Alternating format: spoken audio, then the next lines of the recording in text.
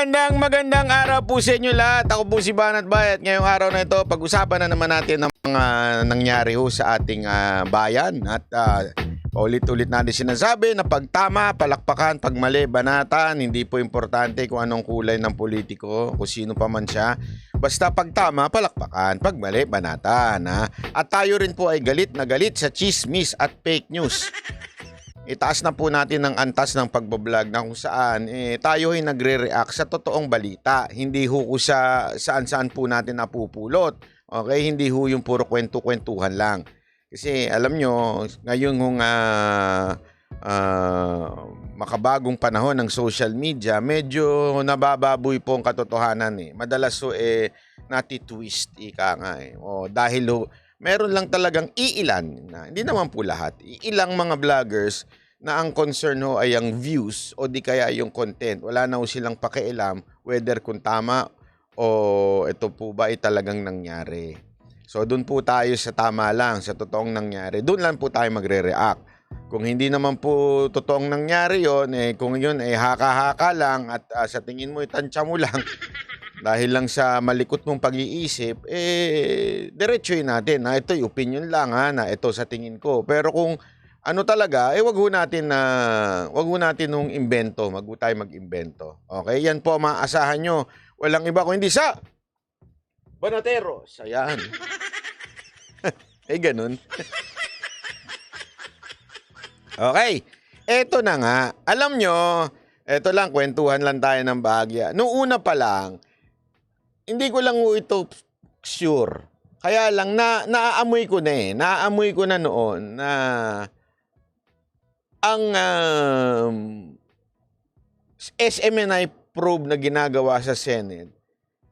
Una, nagtataka ako bakit pinag-iinitan si Kibuloy. Okay? Sinabi ko bang hindi, tama lahat si Kibuloy? Hindi ho.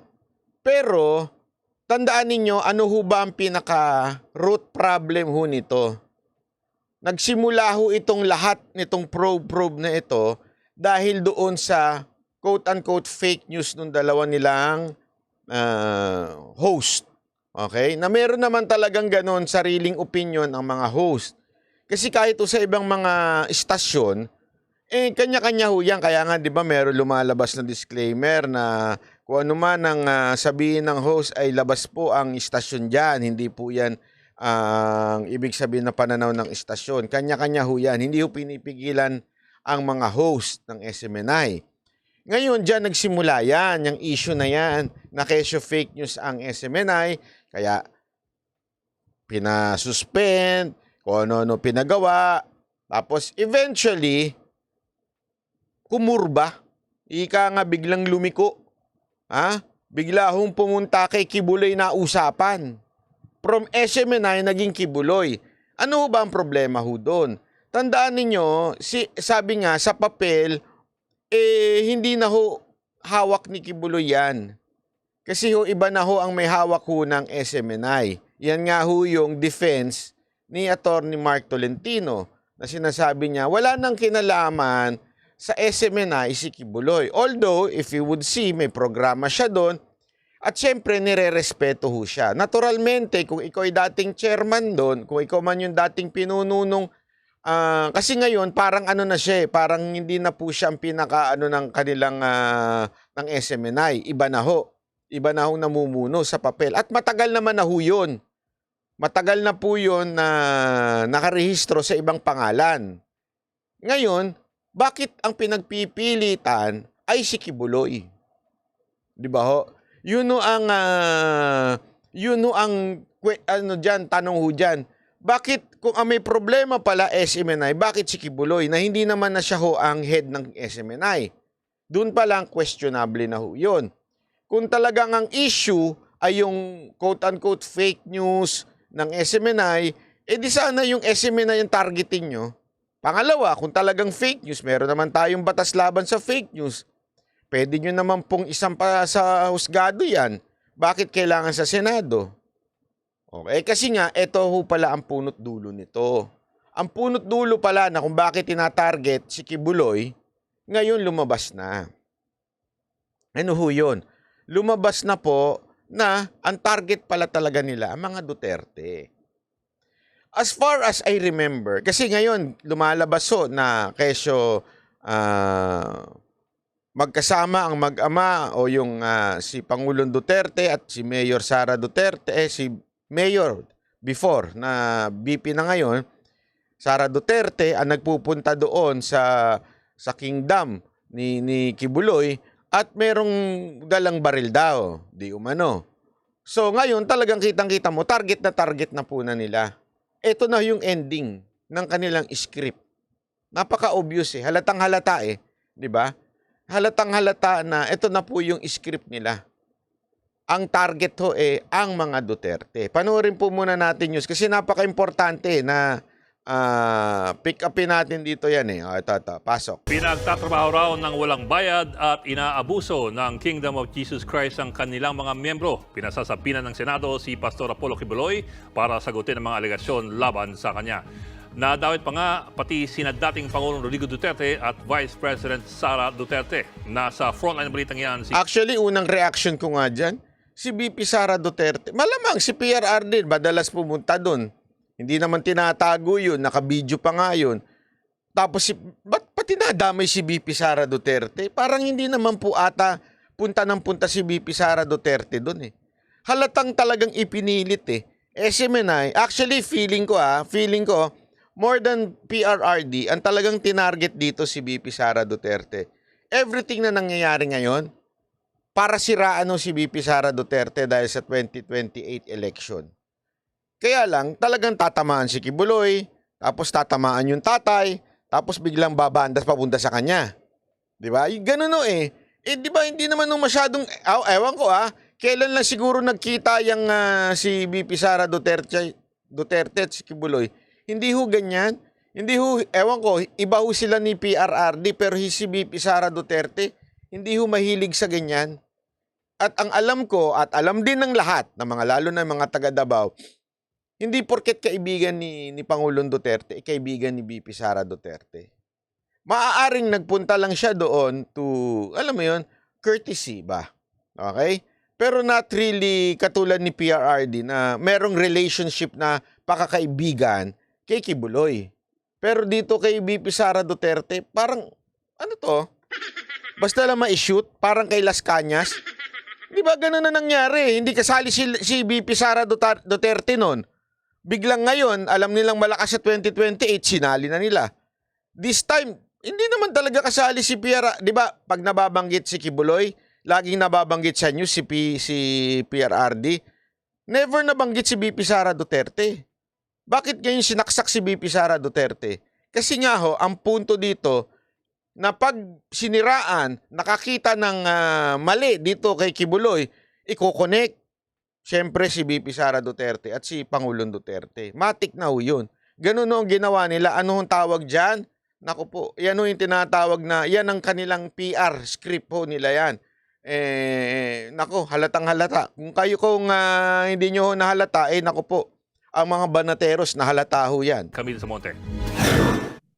Yes, the subpoena against Apollo Kibuloy is out. Pinatatawag na ng Senado si Pastor Apollo Kibuloy ng Kingdom of Jesus Christ. Dapat na raw niyang sagutin ang mga mabibigat na akusasyong ibinabato laban sa kanya. Sexual abuse sa mga babae, sapilitang pagtatrabaho na walang bayad, at human trafficking.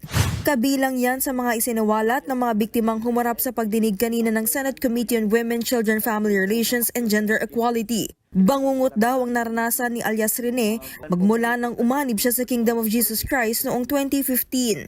Kitang nanginginig pa ang kamay ni alias Rene habang binabasa niya ang kanyang salaysay. Kung paano... Ang OA naman. May pag-focus pa, hindi naman nanginginig. Yung papel yung... Nakita ninyo, papel yung nanginginig Gumaganon yung papel Pero hindi yung daliri. OA nyo O, tingnan nyo. Kesyo ng ano pa daw Jesus Christ noong 2015. Kitang nanginginig pa ang kamay ni alias Rene habang binabasa niya ang kanyang salaysay. Anong nanginginig? Kung paanong... Yung papel yung nanginginig hindi naman yung daliri. Pinaggagago tayo ng news na to Ang alok sa kanyang scholarship ay humantong sa sapilitang panlilimos sa lansangan. 3,000 piso ang kota kada araw at kapag hindi naabot, dusa ang sasapitin. Nagpanggap po akong pipi at bingi. Kung hindi ko po ito maabot, ay papaluin po ako at di pa ako papakainin. Pagtungtong ng Burmans, 1.5 million pesos ang kanilang kota sa pamamalimos. Magamit din po kami ng mga fake charity para mas nakakaawa kami tignan. Kalaunan po ay naging youth leader po ako at naging task ko po ang pagre-recruit sa iba pang mga kabataan na umanib sa... Sasabihin ng iba, tinan mo ba, Natbay, wag yun naman inaano yan. Umiiyak na nga eh. Di ba? Umiiyak na eh. Sus.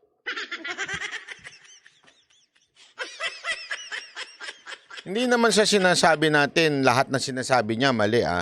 But don't ever forget, for a lie to be believable, kailangan i-mix yan ang konting truth. O, lagi nyo tatandaan yan. Ganyan ho ang mga asawa eh. Tama ho ba mga lalaki na nakikinig dito? Ang tamang pagpapalusot sa asawa, ang tamang pagluloko sa asawa, manat ba'y tinuturuan mo pa eh. Hindi mo lahat sasabihin ng ang puro kasinungalingan. Dapat may konting katotohanan. Tapos, hahaluan mo, doon mo na isasama yung kasinungalingan. Ganun no, para maging believable ang kasinungalingan. Kailangan may konting kakatotohanan. Halimbawa, saan ka galing? Sa opisina. Oh, sa opisina naman talaga ako galing ah. Oh, dumaan ka sa opisina, 'di ba? Galing ka sa opisina.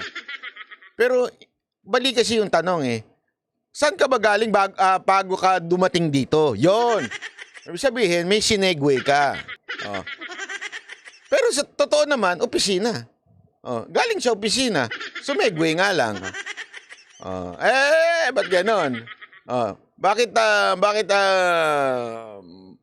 ngayon ka lang umuwi? Oh, di ba? Marami akong ginawa sa opisina. Alam mo naman, dami namin trabaho doon. Talagang naghahabol kami. Oh, totoo yan. Totoo ho yun. Pero, hindi naman ho talaga yun ang tunay na dahilan kung bakit ka na late. Pero syempre, hindi mo naman sasabihin na sobrang kasinungalingan ka agad na sasabihin mo, hindi kasi meron akong pinuntang kaibigan, tapos doon sa kaibigan ko na yon, marami kaming ginawa, tinapos namin yung project namin, ganyan-ganyan. Hindi mo siyempre sasabihin yon. Ano sasabihin mo? Yung totoo. Pero meron talagang kasinungalingan doon. Totoong marami kayong ginawa sa opisina, pero sumegway ka. Di ba? Tama, mali. So, ibig sabihin ko po, hindi ko sinasabing, lahat ng sinasabi nitong, aminado naman siyang ang pangit kasi pag sinabing bakla eh. Hindi, siya naman ho nagsabi, hindi po ako hindi ho panlalait yun ulitin ko, hindi ho panlalait yung salitang bakla Kaya lang kasi, ano ho ba ang Tagalog ng LGBTQ?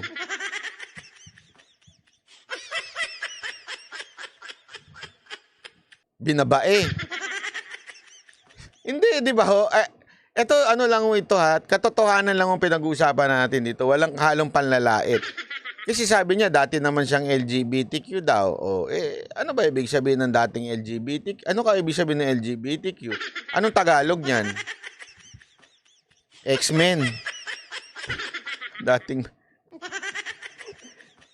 Kasi wag na nating pagandahin eh. Masyado pa nating niyuyurakan yung... Basta pagka, bakla. Hindi naman ibig sabihin pangit pag salitang bakla. Di ba? Yun lang. Kinikwento ko lang. Umani po sa simbahan at mamalimos din. Dito na po ako magsimulang magtanong at magduda. Nagigilty po ako. Tila natunugan daw ng mga opisyal ng Kingdom of Jesus Christ na nakokonsensya na si alias Rene, kaya ipinatapon siya sa tinatawag na Glory Mountain. Chopper ang sinasakyan papunta riyan. Walang detalye kung saan ang eksaktong lugar na yan. Basta dyan din daw dinadala yung mga miyembro ng kailangan daw iwasto ang pag-uugali. Sa kanyang pananatili roon, nakita raw ni alias Rene ang mag-amang Duterte. Minsan po pumupunta din po doon si former President Rodrigo Duterte at former Mayor, Davao Mayor Sara Duterte. At pag umaalis na po sila doon sa Glory Mountain, dala na po nila yung mga bag. Na siya pong bag na nilalagyan po ng mga baril. O, dyan muna tayo. Sa eksena na yan. Kasi ang daming ang daming loophole dun sa sinasabi niya. Una, sinasabi niya, maraming pupunta daw si Mayor Duterte doon at saka si Vice President Sara Duterte. Nagpupunta daw doon. Tapos, paglabas nila, may dala-dala ng bag na baril. Okay? So, unang-unang sabi niya nga doon, mga baril. Alam niyo ho ba kung gaano kabigat ang isang baril? Baka akala niyo yung mga napapanood niyo sa pelikula, ha? Hindi ho ganun kagaan ng baril yung gumaganon. Ganun ang putok, hindi ho ganun. Kasi nga ho, malaking ho yan, bakal ho yan. Hindi ho pwedeng plastic ho yan. Kasi umiinit ho yan pagka ipinutok talaga. Kaya talagang pure na bakal yan. So pag sinabi mo mga baril, galing doon. Una-una, saan galing yun? Bakit si Kibuloy meron? Pulis ba siya? Supplier ba siya? Paano naging supplier ng baril si Kibuloy? Di ba? I mean, saan niya kukunin yun? Baka baligtad. Baka pwede pa, mas posible pa na nanggaling kay Pangulong Duterte o kaya kay BP Sara Duterte, dinala kay Kibuloy. Pero bakit baligtad? Isipin nyo mabuti yun, ha? Bakit baligtad? Pangalawa, pagpasok mo doon, mga baril, binitbit daw. Si Pangulong Duterte magbibitbit na maraming baril? O si Vice President Sara Duterte, siya magbibitbit na maraming baril? O, baka sabihin ng iba, baka mga security niya, mga guard niya, di sana sinabi nito, si Pangulong Duterte tsaka si Vice President Sara Duterte pumunta dyan. Pagkalabas, yung mga security niya may mga bitbit ng baril. Alam nyo ba't hindi niya sinabi yon? Alam nyo kung bakit? Bakit niya sinabi si Pangulong Duterte tsaka si ano? Kasi pwedeng merong lusot pag yung may security niya may hawak na baril. Kaya sinadya niya na sabihin na si Duterte at saka si Vice President ang may hawak na baril. Para sila talaga may kasalanan. Hindi yung security. Kasi kung security niya yun, security yun eh. Allowed naman sila, mga PNP talaga yun eh. Yung iba pa nga sundalo eh. Nakita nyo? Just to create a confusion, dahil hindi niya pwedeng ituro yung mga security na may hawak na baril. Si Duterte may dala ng baril. Mga baril ha. Tingnan yung katarantaduhan. Di ba ho? Apaka-obvious eh. Kung ikaw, kung meron kang baril, ako, kunwari may kukunin akong baril, hindi ko pa kukuha sa akin. Bakit ako magbibitbit? Siyempre, kung sino man yung legal na pwede magbitbit, sila ho ang pagbibitbiting ko. Tama, mali. Sabi nga nito ni Carlos, ang importante na balita, yun lang yun. Yun ang purpose nila eh. Ha? Yun ang perception, ika nga. Aling daw ang mga baril kay Pastor Kibuloy. Ipinakita ng News 5 kay alias Rene ang eksklusibong video natin noon sa sinasabing sanktuaryo ni dating Pangulong Duterte. Kinumpirma niyang bahagi nga ito ng sinasabing Glory Mountain. Sinusubukan pa namin kunin ang panig ng mag-amang Duterte pero wala pa silang sagot. Taong 2020, nakaalis sa Glory Mountain si alias Tama, sabi nito, hirap na nga maglakad yung matanda, siya pang pinagbuhat. Rene at naging personal assistant siya ng isang mataas na opisyal ng Kingdom of Jesus Christ at muli siyang inabuso ng kaparehong kasarian. Dito po ako nakaranas ng mga sexual abuse. Pinipilit niya ako na pinipilit niya po ako at siya. May basbas naman daw ito kay Kibuloy. Bukod dyan, pinagtrabaho Ayan. Ako, hindi ko sinasabing hindi totoo yan. Ha? Pero yung sabihin mong may basbas daw ng ni Kibuloy, sandali, bakit ka kagad maniniwala na may basbas kagad ni Kibuloy? Di ba ho? I mean, ang dali-dali naman eh. Kasi tandaan ho natin, sa isang malaking organisasyon, meron dyan tarantado. Mapaano mang ano yan, mapaano mang relihin yan, maano pa bang organisasyon yan, meron at meron dyan loko-loko. Di ba? At meron dyan gagamit ng pangalan ng mga nasa taas para mang-abuso. Hindi ko sinasabing totoo. Yung sinasabi niya, hindi ko rin sinasabing hindi totoo. Pero ang maliho dito, yung paniwalaan mo kagad, kasi sabi ng may basbas ni Kibuloy. Para maniwala ka kagad, sana man lang medyo inalam mo kung talagang sinabi ba ni Kibuloy na galawin ka? Parang, di ba? Hindi naman po ata tama yun, sir. Hindi naman po ata, sabihin na natin, merong loko-loko dyan. Oh, may kursunada, lapitan ka. Kunwari, kursunada ka. Di ko alam paano ka naging kursunada. Sana kung medyo itsura mo, Daniel Padilla. O di ba, pwede pang kursunadaan ng balalaki, pero yung...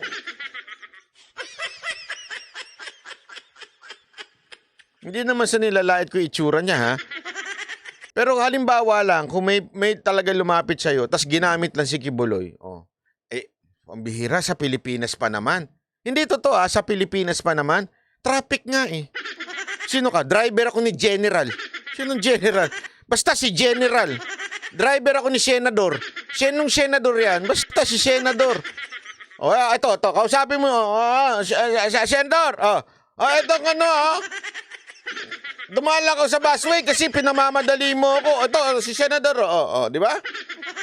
Tayo mga Pilipinong hilig gumamit ng ganyang pangalan eh. Ang hilig natin mang name drop, ika nga, di ba? Na, ito, kasi intusan ako ni sino? Ang kilala ba si PNP Chief? Ito si PNP Chief sa telepono, kausapin mo. Tama, mali. Di ba? Huwag naman ganon. Nang walang bayad si alias Rene bilang researcher ng SMNI. Nang hindi na makayanan ng pang-aabuso, umalis na siya sa SMNI. Sinigundahan naman ng mismong apo ni Kibuloy ang mga akusasyon ni alias Rene. Siya si alias David. Nagtrabaho din daw siya bilang cameraman sa SMNI at nakaranas din ng torture. 15 years na nakaraan, pero naalala ko pa rin yung pangbababoy na ginawa nila sa akin. Nilagyan nila sili yung mata ko. Nilagyan nila ng sili yung ari ko. Nilagyan nila ng sili yung bibig ko. Depensa naman ng full-time miracle worker ng Kingdom of Jesus Christ. This is a religious organization, a corporation soul, so we don't have salary, but we call them honorarium. We are serving. Alam mo, ito correct kasi ito eh.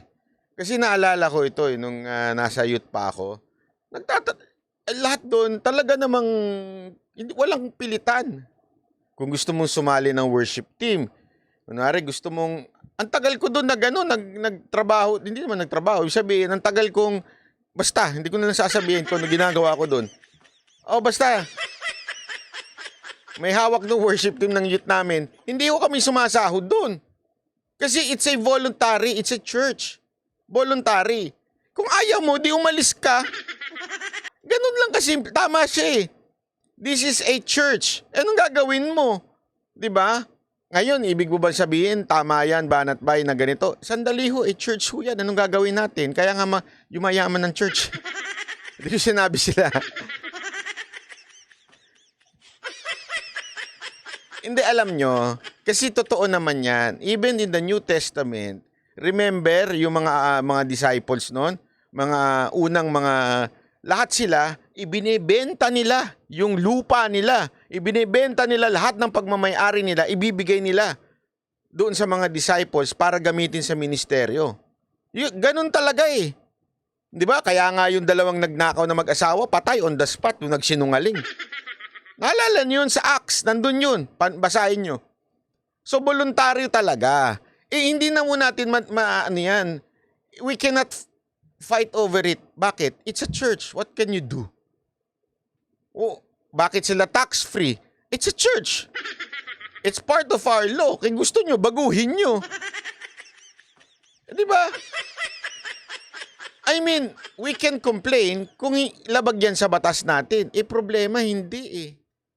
Yan talaga ang totoong Simple-simple lang naman kung ayaw mo, umalis ka. Kung pinilit ka, yon magdemanda ka na.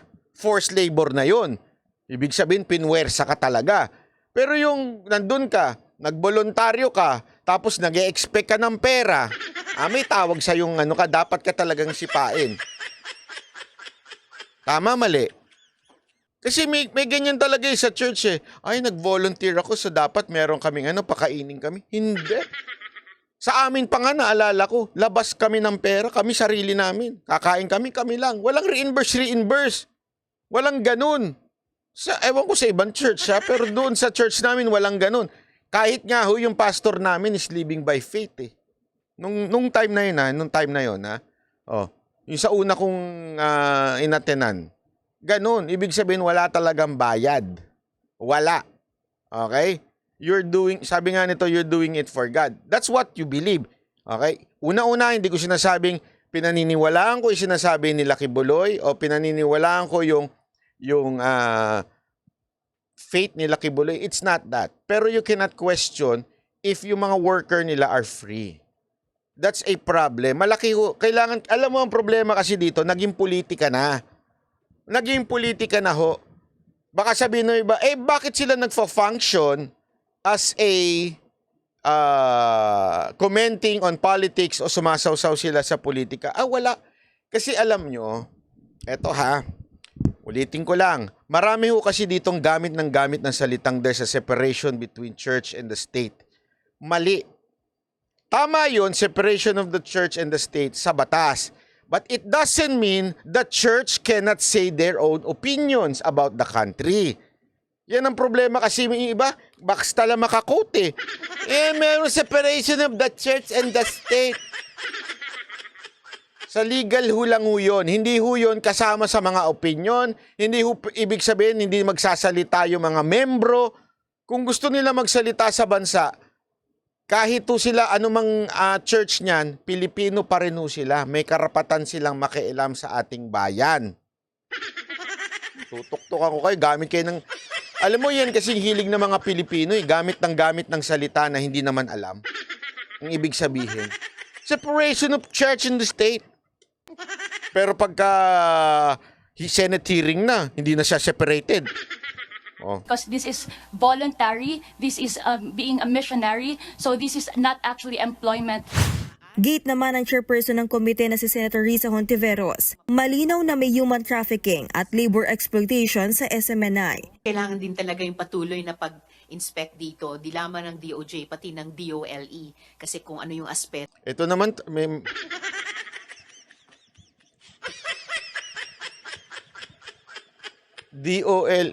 DOLE, hindi nga sila trabahante, hindi sila empleyado, volunteer, minister ang tawag sa kanila, worker, full-time worker. Ngayon, kung yung ibang church nagbibigay, yun honorarium lang. Ba't may papasok sa DOLE? Walang employment dyan. Ito, bobo din talaga senador nito. Sayang talaga pinapasweldo natin dito sa senador na to, itong Hontiveros na to. Dinaig pa si Robredo. Ito ng maaring matukoy na krimen. And kung maaring engaged in human trafficking ang SMNI, talagang mapapaisip ka, binibigyan ba dapat ang... Halata alam mo kung anong ginagawa niya? Nagbibigay siya ng sound bites. Alam niyo ba yan, sound bites? O, turuan din ko kayo, ha? Kasi, yan ang sikreto para ikaw ay ma-news. Sound bites. Sound bites, in a sense, kailangan very simple, one-liner, para ma-pick up ka sa news. Whether it's true or not, hindi na issue sa news yun. Basta may sinabi ka, pipick upin na nila yun pag maganda. Ayan ito, si Hontiveros, halatang finifeed lang niya na merong human trafficking ang SMNI, gusto niya ma-pick up sa news. Halata, yan, na-pick up na siya. Masaya ka na. Masaya ka na. Kala mo naman may naniniwala sa'yo. Possible or probable human trafficker, binibigyan ba dapat yan ng franchise? Tingnan mo na. Pinana si Kibuloy, kapag hindi siya sumipot sa susunod na pagdinig, pwede siyang ipaaresto sa Sergeant of Arms ng Senado. Pwede na rin daw maglabas ng lookout bulletin order laban sa pastor. Sinusubukan pa ng News 5 na kunin ang panig... Alam mo, ito. Meron akong sasabihin sa inyo, importante sa mahalaga to.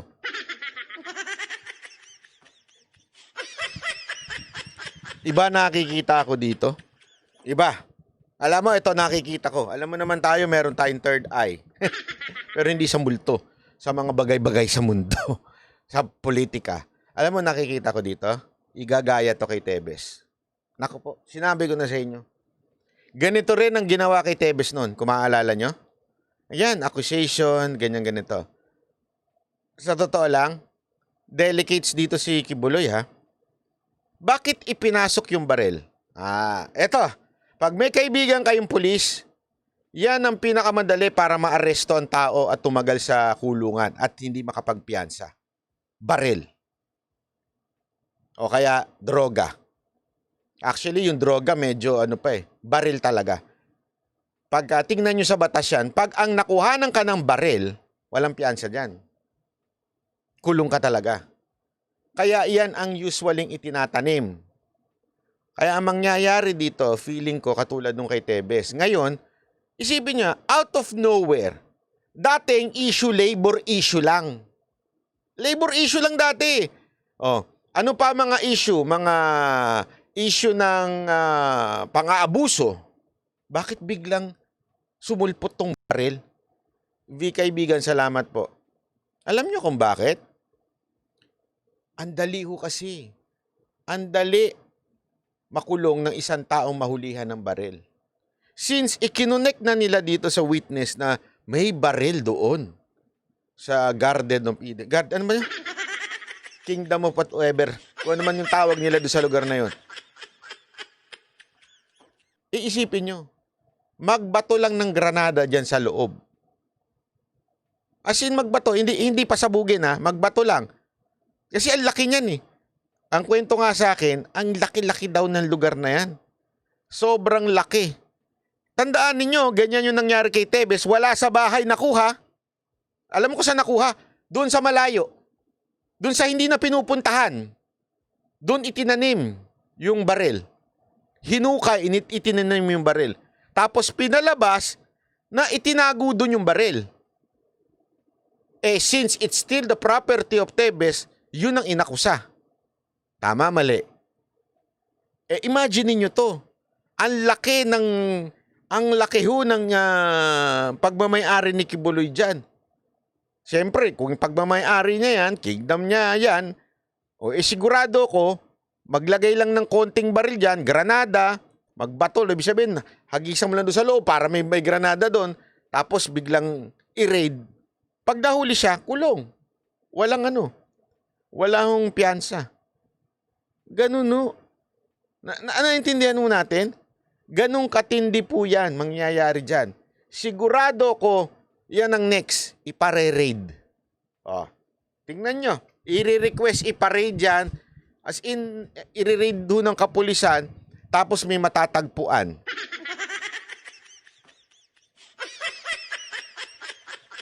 If meron naman license ang mga baril, posible pa rin makasuhan yan. Hindi ho, alam nyo, hindi ganyan.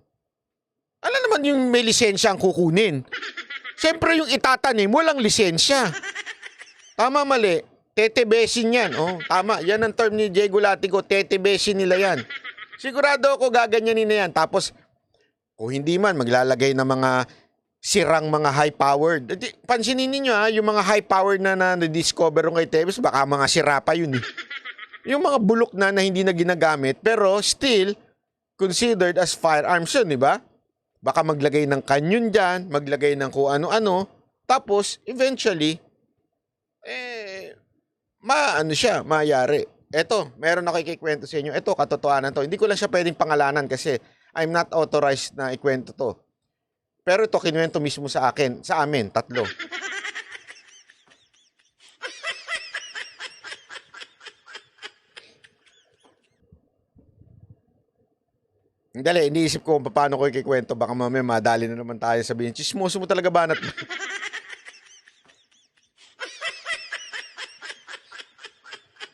Kung maaalala ninyo, naging issue yung barel ni PRRD.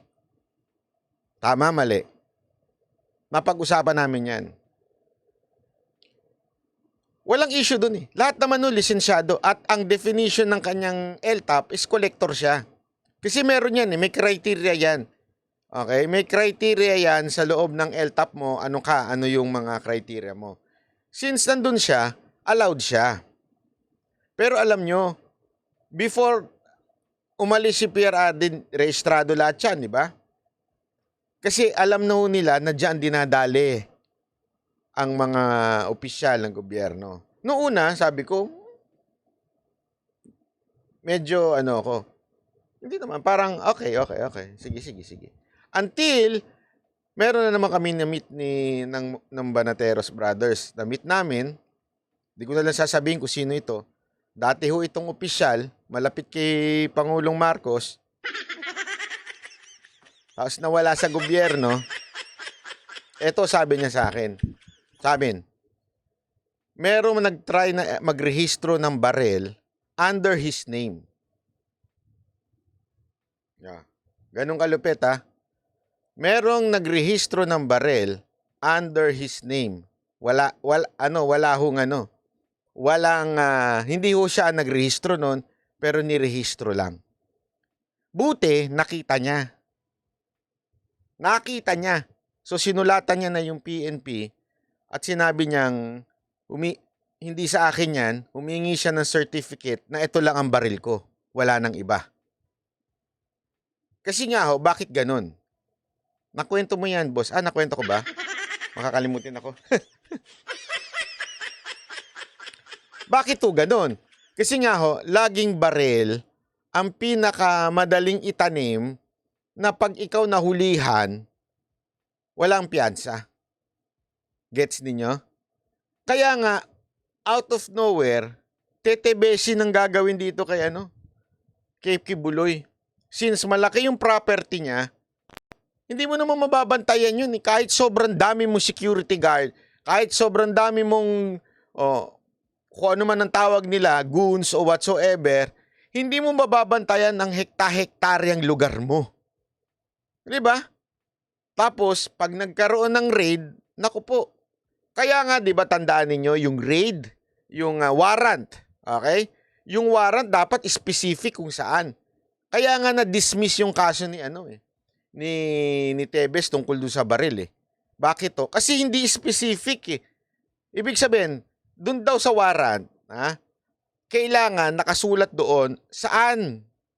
Ano yung hinahanap nyo? Anong particular na hinahanap nyo? Hindi pwedeng invento lang. Sa buong hektarya ng lugar niya, ganyan. Hindi pwede. Okay? Bakit? Kasi nga ho, talagang ginagawa yan yung pagtatanim ng baril. Ngayon, kinasuhan siya. Akala ko ba, hindi naman pala pwede? Oo nga. Optics nga lang.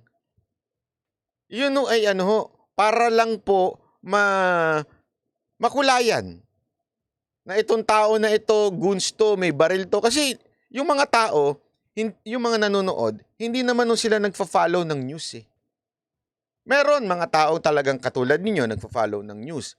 Pero meron yung wala lang, hindi sila nagfa-follow ng news. Yung pag napanood nila, marami na ko ang baril kay Tebes. Ganun. Hindi nga nila alam na na-dismiss na yung case. Bakit to? Wala Illegal yung pagka naintindihan natin. So, feeling ko gaganunin din to si Kibuloy. Magpapa-search warrant, hingi ng search warrant, tapos i-raid. Tandaan ninyo, ano kasunod? Subpina. So, pagkakasunod ng subpina, ihaahin, tapos pag nagtago pa, hihingi ng search warrant, parehong-pareho ng ginawa kay Tebes Tandaan ninyo, ganun ang ginawa, format. Sino target? Maaring si Kibuloy din, pero sa totoo lang, ang pinaka-target niyan, siraan ang pangalan ng mga Duterte. Kasi pag nalubog, kasi tandaan ninyo, hindi nila magalaw ang mga Duterte. It will really trigger something pag ginalaw nila mga Duterte at itong si BP Sara Duterte. Pero para masira nila, pipilayan nila yung mga nasa paligid. Yan ang talagang system na mangyayari. Pipilayan nila ito si Kibuloy. Alam naman po natin whether hindi man po pareho lagi ng pananaw, ang SMNI ho talaga ang naglalabas ho ng mga balita ho talaga na hindi nilalabas ng iba. Alam naman po natin yun. Di ba? Ay tatargetin na tatargetin. O, pakinggan mo natin ito ha. O, ito. Kasi napaka-importante nito eh. Dito naman ho, medyo napahiya ho si Ontiveros dito. Sandali, asa na yun ha? Ito, pakinggan. Posible po bang, could you please issue an immigration lookout bulletin order ngayong, bukod dun sa pag-confirm ng BI, ngayong may subpoena order na po ang Senate? Pwede po bang mag-issue ng ILBO kay Apollo Kibuloy? With the issuance of the ILBO, and since it's now an ongoing investigation, the DOJ can now issue an immigration lookout bulletin order. But just caveat lang po, Madam Chair, kasi po ang ILBO, it's not meant to prevent the subject from leaving the country. Napahiya si Ontiveros dyan.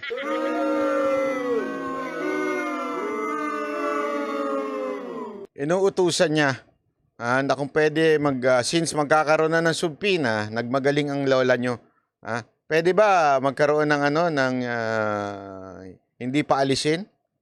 Hold departure order itong si Kibuloy.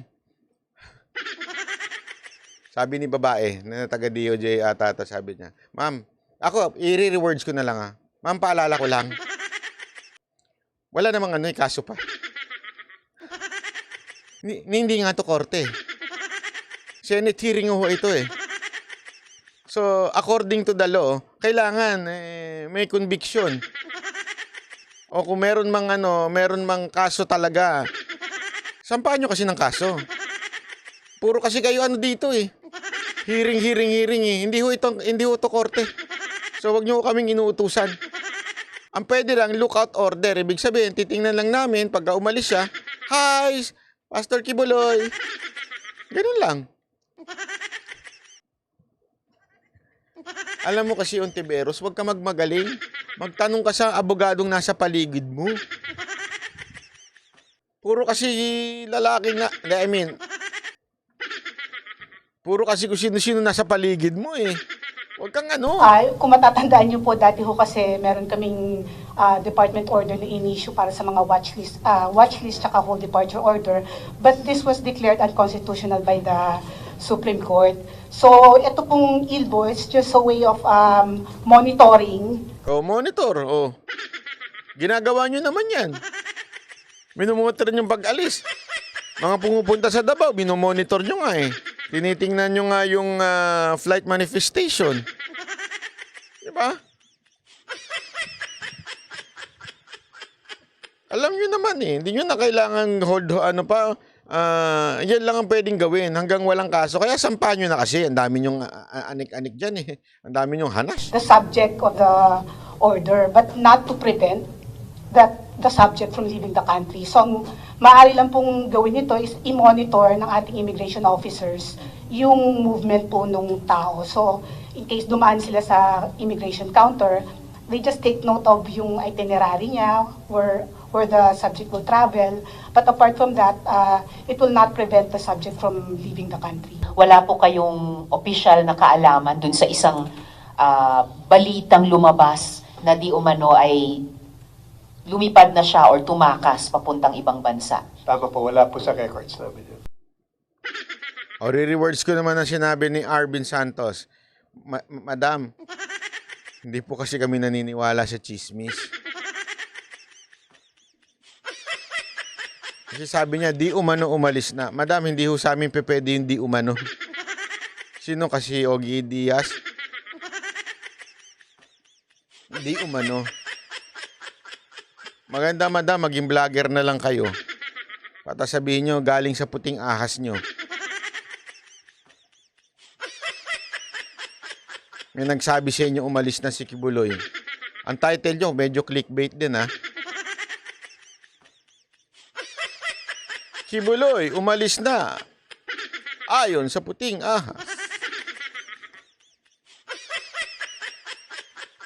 Manang Ontiveros, paalala ko lang, senador ho kayo, hindi ho kayo vlogger.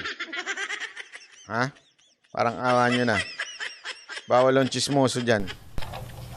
Based on our records po, as of to date, ang last po na flight ni Apollo Kibuloy po ay dumating po siya noong July 22, 2023. So, based on our records, nandito po siya. Oh, ayan. Malinaw. Malinaw. Chismosang Ontiveros. Ha? Oh, hindi ho umalis si Kibuloy. Nandito lang po siya. At kung aalis man po siya, hindi siya dadaan dyan. Sigurado ko. Baka dumaan na yun sa magsabi nga ni sino ba to? Sino ba nagsabi? Si Pulong ba yun o si Baste? Sabi niya, magdaan ako Indonesia. Magpunta kasi Indonesia.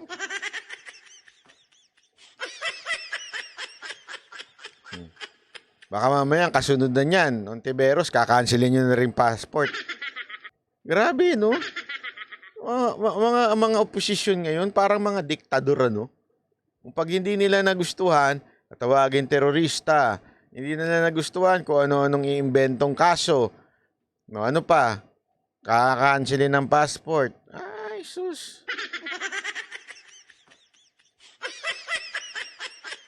Hindi, alam nyo, pagbigyan nyo na yan si Ontiveros kasi humahabol yan. Humahabol yan sa 2028 eh. Kasi nga, doon sa survey, parang wala siya eh. Di ba ito sa survey? Oh, sino ba naandun? Siya ho. Si Romualdez nga, kulelat eh. Siya, wala. Siya na pambato ng mga dilawan eh. Wala nang pambato ng dilawan eh. Na ano na eh, na-shoot na lahat sila sa inodoro eh. Wala na silang Ay, meron pa pala si Romualdez. Si Romualdez na ngayon pambato ng mga dilawan? Pwede. Nakapwesto siya. Ano to? Wala lang. Asungot. Pampagulo. Tanggalin na sa eksena yan si Ontiveros. Rain 3140, salamat po. Kasi kayo naman, binoboto nyo pa yan. Hindi ko maintindihan, binoboto niya. Walang kakwenta-kwenta yung si Ontiveros. Hindi ko nga alam ba't nag-senador yan eh. Diba? Alam mo yun, wala nang academic intelligence. Wala pang common sense. Ba't pa kaya napuntahin dyan? Diba? Alam ko na kung bakit. Wala na kasing choice eh. Wala nang mapili ang mga dilaw kung sino nilalagay nilang senador. Kaya nilagay na yan. Yung mga millennial na walk, bumoto dyan? Anak ka ng webe. Oo. Binoto talaga yan? Parang di ako maniwala. Oh. Anyway, ito. Panoorin nyo ito kasi alam nyo, marami na namang ilang umeepal na vlogger dyan na galing-galingan at binabati ko si Senator Padilla. Hindi nila mag-gets yung punto nito. At kasi pinanood lang nila yung bahagyang speech niya. Hindi pinanood kung bakit ba siya nagsalita ng ganun. 'Di ba? Ano ba ang konteksto niyan? Oh, ito. Sa akin pong pagdalo sa pagdinig ngayon, ako po ay naliligayahan sapagkat narinig ko po ang panig ng ating mga resource persons, katulad po sa mga taga-gobyerno, naging malinaw po sa akin na ito pong pagdinig na ito ay hindi pa po nakakarating sa legal na usapin, sa napakalinaw pong pagpapaliwanag na ang lahat ng po ito ay dadaan sa investigasyon. At yun po ay napakagandang senyales para sa ating mga kababayan sapagkat malinaw po na ang lahat ng karapatan ng bawat Pilipino ay atin pong ginagalang. At napakalinaw din po ng mga sagot ng ating mga nasa gobyerno na wala po tayong pinapanigan sa oras na ito. Ang lahat ay may boses, pinakikinggan po natin ang mga nag-aakusa at ganun din po ang pagdepensa naman sa ng ating inaakasuhan. Napakaganda po ng ganitong pagdinig sapagkat ang Senado, ito pong aming institusyon, ito po ay institusyon na gumagawa ng batas na magbibigay ng proteksyon sa bawat Pilipino, ano man ang katayuan mo. At kayo naman po diyan sa executive, kayo po ang mag-i-implement niyan kung ano yung mga nagagawa naming batas. Ngayon po, gusto ko lamang pong magbigay ng statement, mahal na ginang tagapangulo, bilang Nilinaw lang niya po sa unang part ng kanyang statement, nililinaw niya na we are here to listen to you sa mga witness. We are not here, particular sa sarili niya, I'm not here bias ako dahil kaibigan ko si Pangulong Duterte o kaibigan niya si Kibuloy. Yun ang sinasabi niya dyan. I'm here to listen to you. Okay? Yun ang nililinaw niya. Nakikinig kami sa inyo. Pero ito ang kasunod. ito po ay hinihiling ko na mailagay sa record ng Senado sapagkat ako po ay matagal ko na pong kilala si Pastor Kibuloy. Magkasama po kami, ma'am, noong panahon ng Pangulo po ay si Gloria Macapagal Arroyo.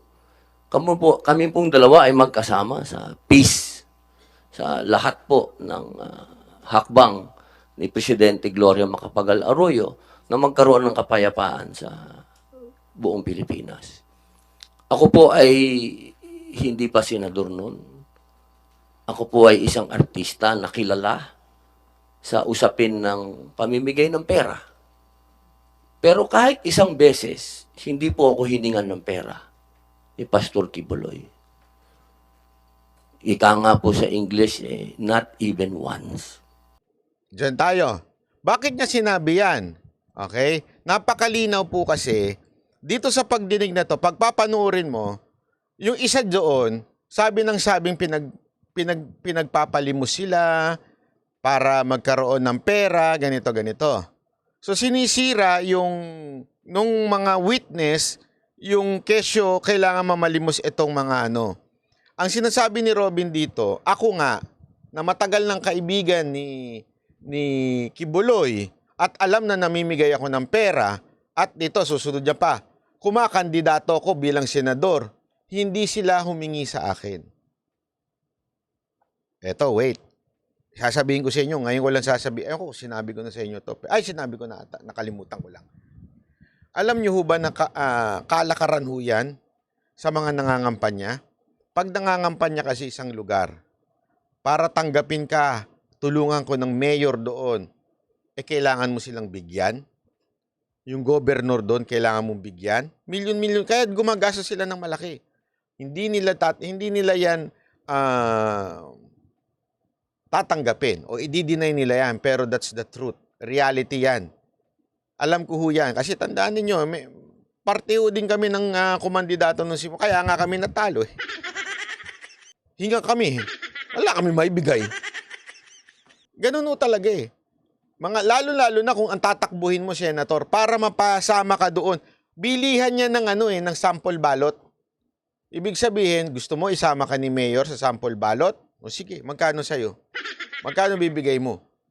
Ibig sabihin, dito, at hindi lang ho nangyayari yan sa mga politiko, even religious. Hindi na lang ako magbabanggit, ha? Kahit ho ang relihiyon. Walang partikular na relihiyon. Para bitbitin ka, kailangan meron kang love offering.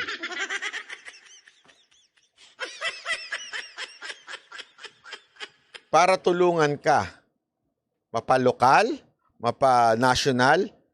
Kunwari sa local, kailangan mong abutan yung dapat mong abutan na relihiyon.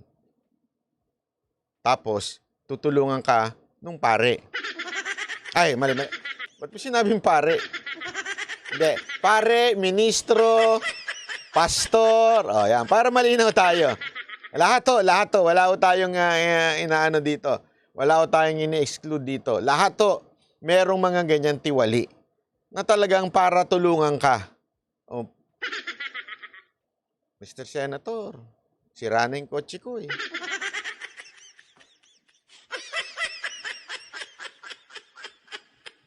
Naalala nyo kay Gloria nun? Ilan ang inabutan ng Montero ba yun?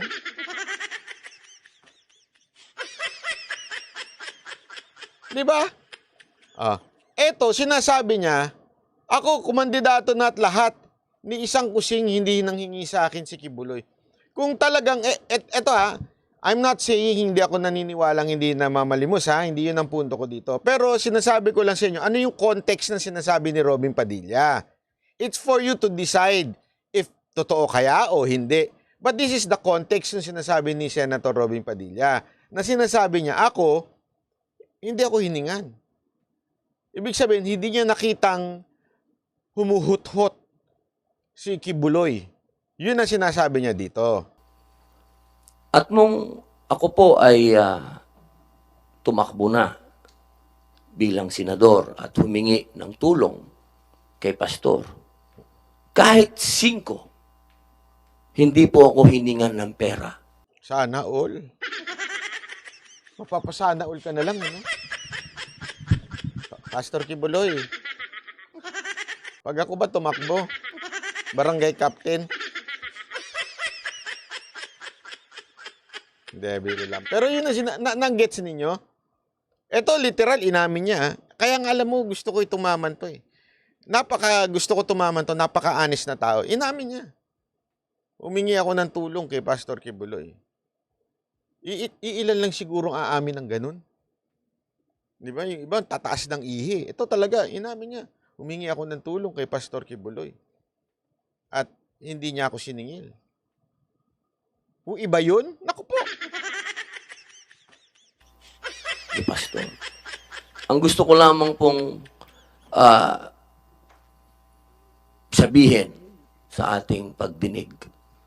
Yun yung second point niya, First point niya, nakikinig siya. Hindi siya bias. Nakikinig siya dito sa mga witness. Second point niya, dun sa mga nag-a-accuse na parang ginagawa negosyo ni Kibuloy, sinasabi niya, siya nga hindi hiningan. Ito yung third point niya. 3 yung punto niya dito eh. Kung ang ating pong mga matatapang na mga witness ay nakakapagsalita patungkol kay Pastor Kibuloy, ako din po ay malayang magsasalita na hindi po ako kailanman kahit na sino sa Kingdom of Jesus Christ hiningan ng pera. Not even once. At So yung Tiberos, yung tingin niya. Sabi ng Tiberos, hindi kasama sa script yan Ito naman si Robin. Yung mga ibang senador hindi na nga dito pumunta para para pagtanggol si Kibuloy Ikaw naman. Hindi, alam mo, nagtaka rin ako Nagtaka rin ako. Bakit wala yung iba? Kasi tandaan ninyo, halos lahat ng unitae. Hindi, tama naman. Lahat ng mga tumakbong senador na itong nakaraan, sumipsip kay Kibuloy Maari nung mga una, hindi pa. Pero nung nakita nila na malakas si Kibuloy, lalo na nung panahon ni PRRD, sumipsip lahat kay Kibuloy asan na yung mga senador na yun? Nga. Di ba?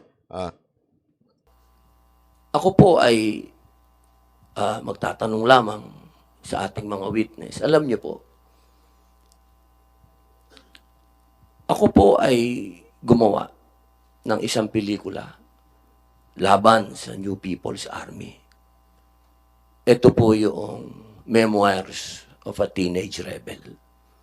Marami po sa mga kasamahan ko na gumawa ng pelikulang yan. Sabi nito, sobrang yaman ni Kibs alangan naman higang ka.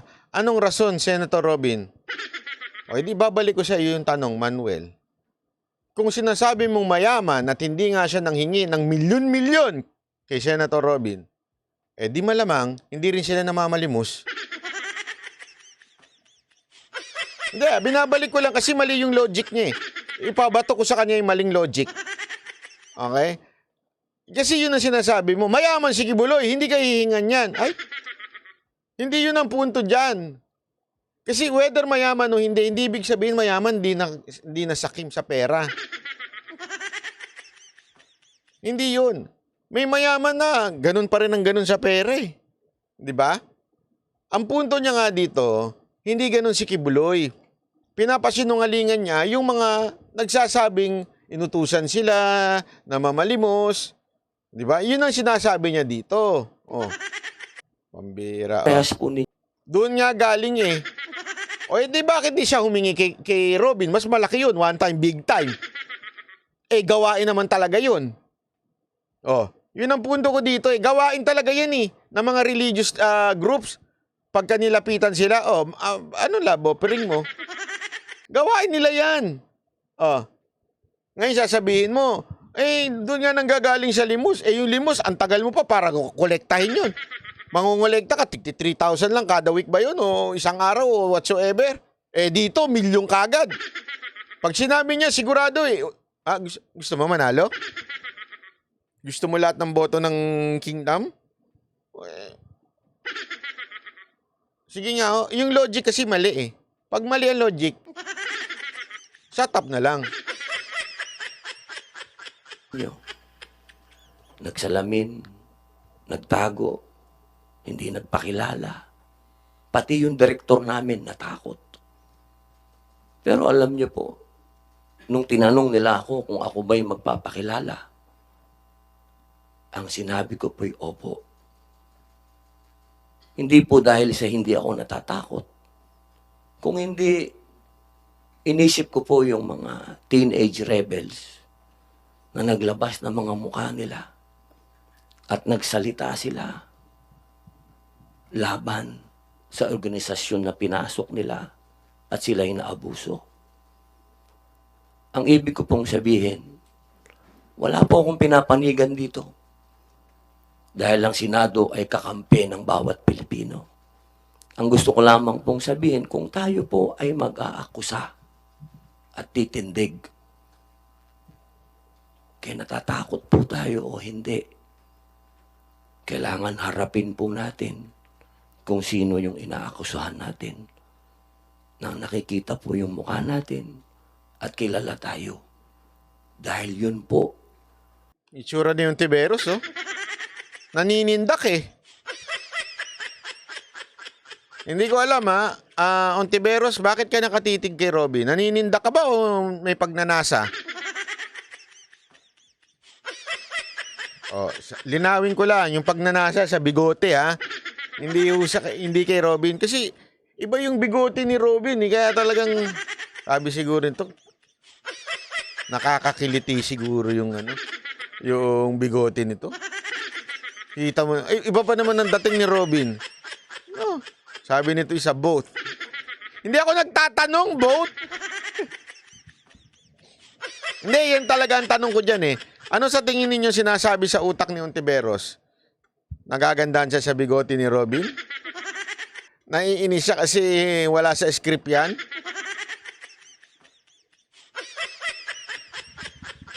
O naiinggit siya kay Mariel?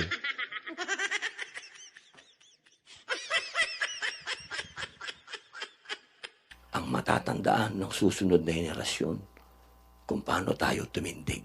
Ayan.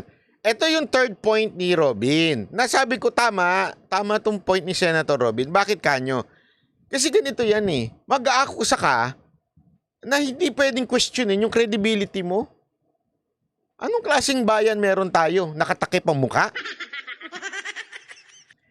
I mean, sasabihin ng iba, safety. Sandali. Karapatan din naman ng inaakusahan mo na makilala kung sino ka. Pambihira ka, magsasabi ka ng kung ano-ano. Hindi ka namin pwedeng i-cross-exam o tingnan kung meron ka ba talagang credibility. Kasi parang ganito yan eh. Di ba naiinis tayo? Pag may mga troll sa Facebook, walang muka, kumakaakusa, yung makasalita, akala mo kung sinong may alam sa'yo. Sasabihan ka na kung ano, bayad ka kasi, ganito ka kasi, ganyan ka kasi. O, di ba? O, tapos, hindi mo naman sila makita kung sino sila. Ganyan na ang Pilipinas ngayon eh. Akusa ng akusa.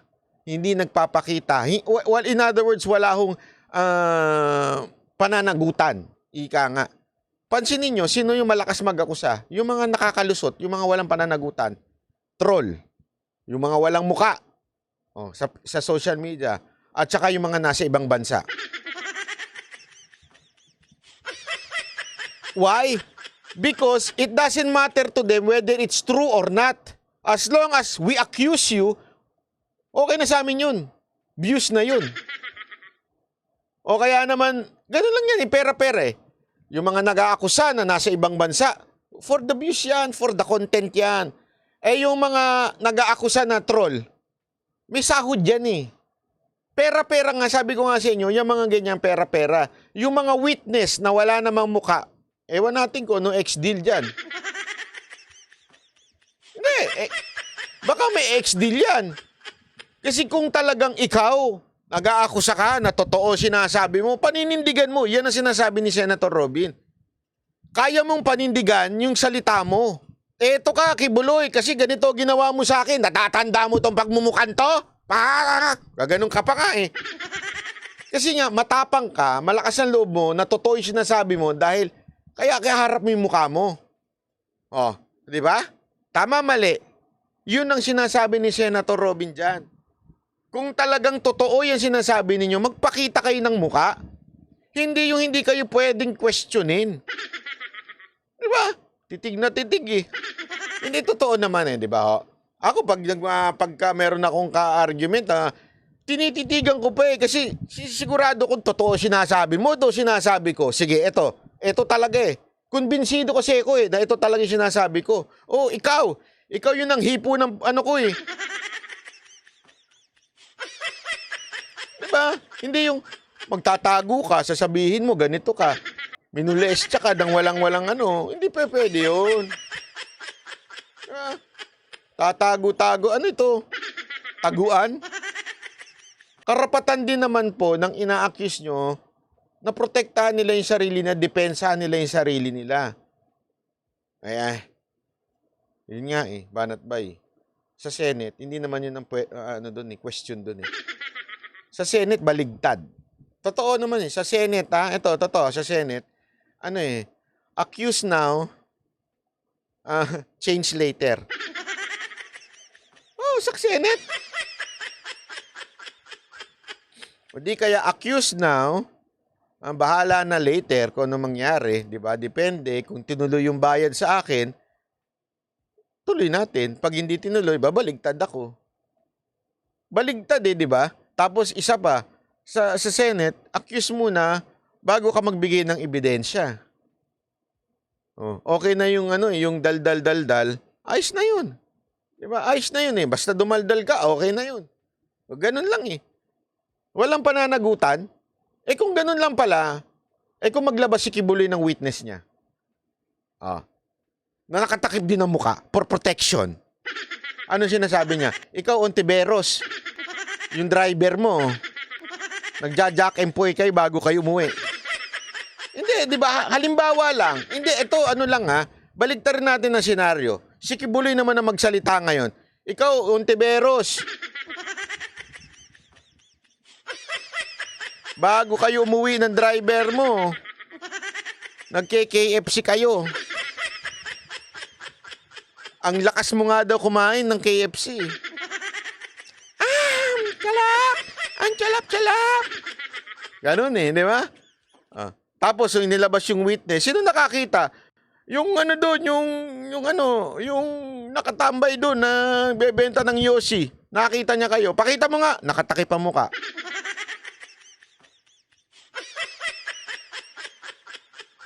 Puro ganun na lang tayo? Accuse na lang tayo? Kanya-kanyang accuse na lang tayo? Tapos tatakpan na yung muka? Naintindihan nyo ibig sabihin? Hindi, sana wag ganun. Kasi wala nang lahat ng ina-accuse dapat binibigyan ng due process. Lahat ng ina-accuse dapat inosente until proven guilty. 'Di ba? At ang burden of proof manggagaling sa nag-a-accuse. Baligtad talaga ngayon eh.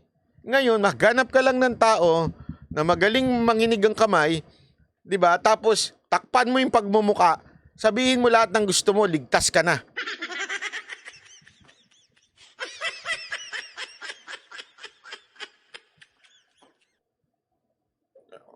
Babuyan na ba tayo ngayon? Wala na ba tayong hustisya sa Pilipinas? Hindi, isipin niyo yan ha. Ang swerte nyo lang, kayo nakaupo dyan. Eh paano kung bigla may mag-accuse si Banat Bay?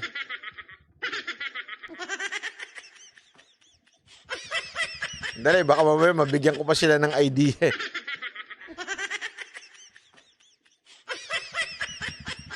Si Banat Bay, dalawa-dalawa jowa. Tatlo pala, si Gigi, si Janela, at saka si Ibana. Paano mo nalaman? Driver ako ni Banat Bay. Nakatakip yung muka. Kahit wala naman akong driver. Di ba? Ang birang buhay, ere. Oo, baduy talaga ito si Itoberos, oh.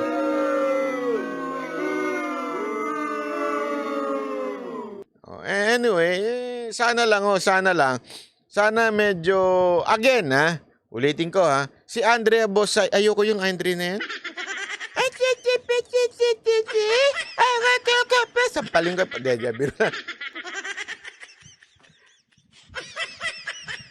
ayoko ng mga ganun babae, tutok-tokan ko pagka ganun. Ang blueberry ba, may blue? Ay, kulay blue, ganun. Anyway, again hindi ko po sinasabi dito na hindi totoo yung sinasabi ng mga witness. Hindi ko rin sinasabing walang kasalanan si Kibuloy dito. Ang akin lang, lahat ng ina-accuse dapat binibigyan ng pagkakataon. Di ba? Una-una, kung ano yung ginawa nila kay Tebes noon. Okay, na pinapaharap nila sa Senado, na kesyo ganito. Paano haharap kung inaccuse nyo na kaagad in media? Yun nga ang problema, nauuna muna yung judgment bago mo tanungin. Parang si Budo Lipunan, magtatanong pero may conclusion na. Parang gago lang, di ba? Tatanungin niya si Jojo de Guzman, uy, alam mo ba yung nangyari kay Banat Bay? Sabi naman ni Jojo, malabo yan na binayaran. Ganun. Black ka na. Bakla eh. Nagigets ninyo? Bakit? Nagtanong ka pa, meron ka naman palang laman sa utak mo. 'Di ba? Hindi na ho yun pag-iimbestiga o pagtatanong. Ang tawag doon, naghahanap ka lang ng kakampi. Ganon din na nangyayari dito eh. Hindi naman inaalam ni Ontiveros ang tunay na dahilan, ang tunay na nangyari. Anong ginagawa niya? Naganap lang siya ng shoot doon sa script niya.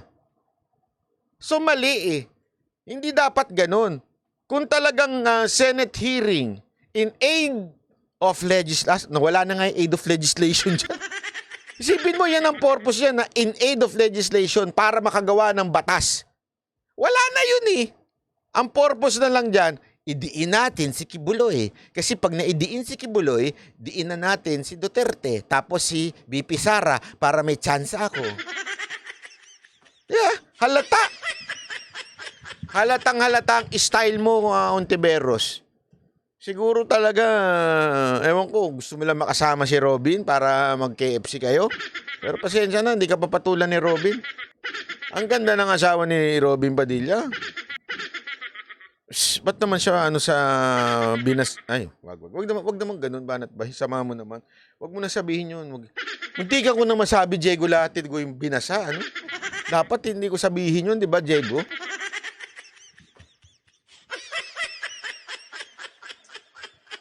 Ay, nako. O, ito pa. May nangyayaring himala. Ano tong himala na ito? Nako po, matindi itong himala na ito. Ito. Ito ang himala. Wait lang ha. Sana yun. Wait.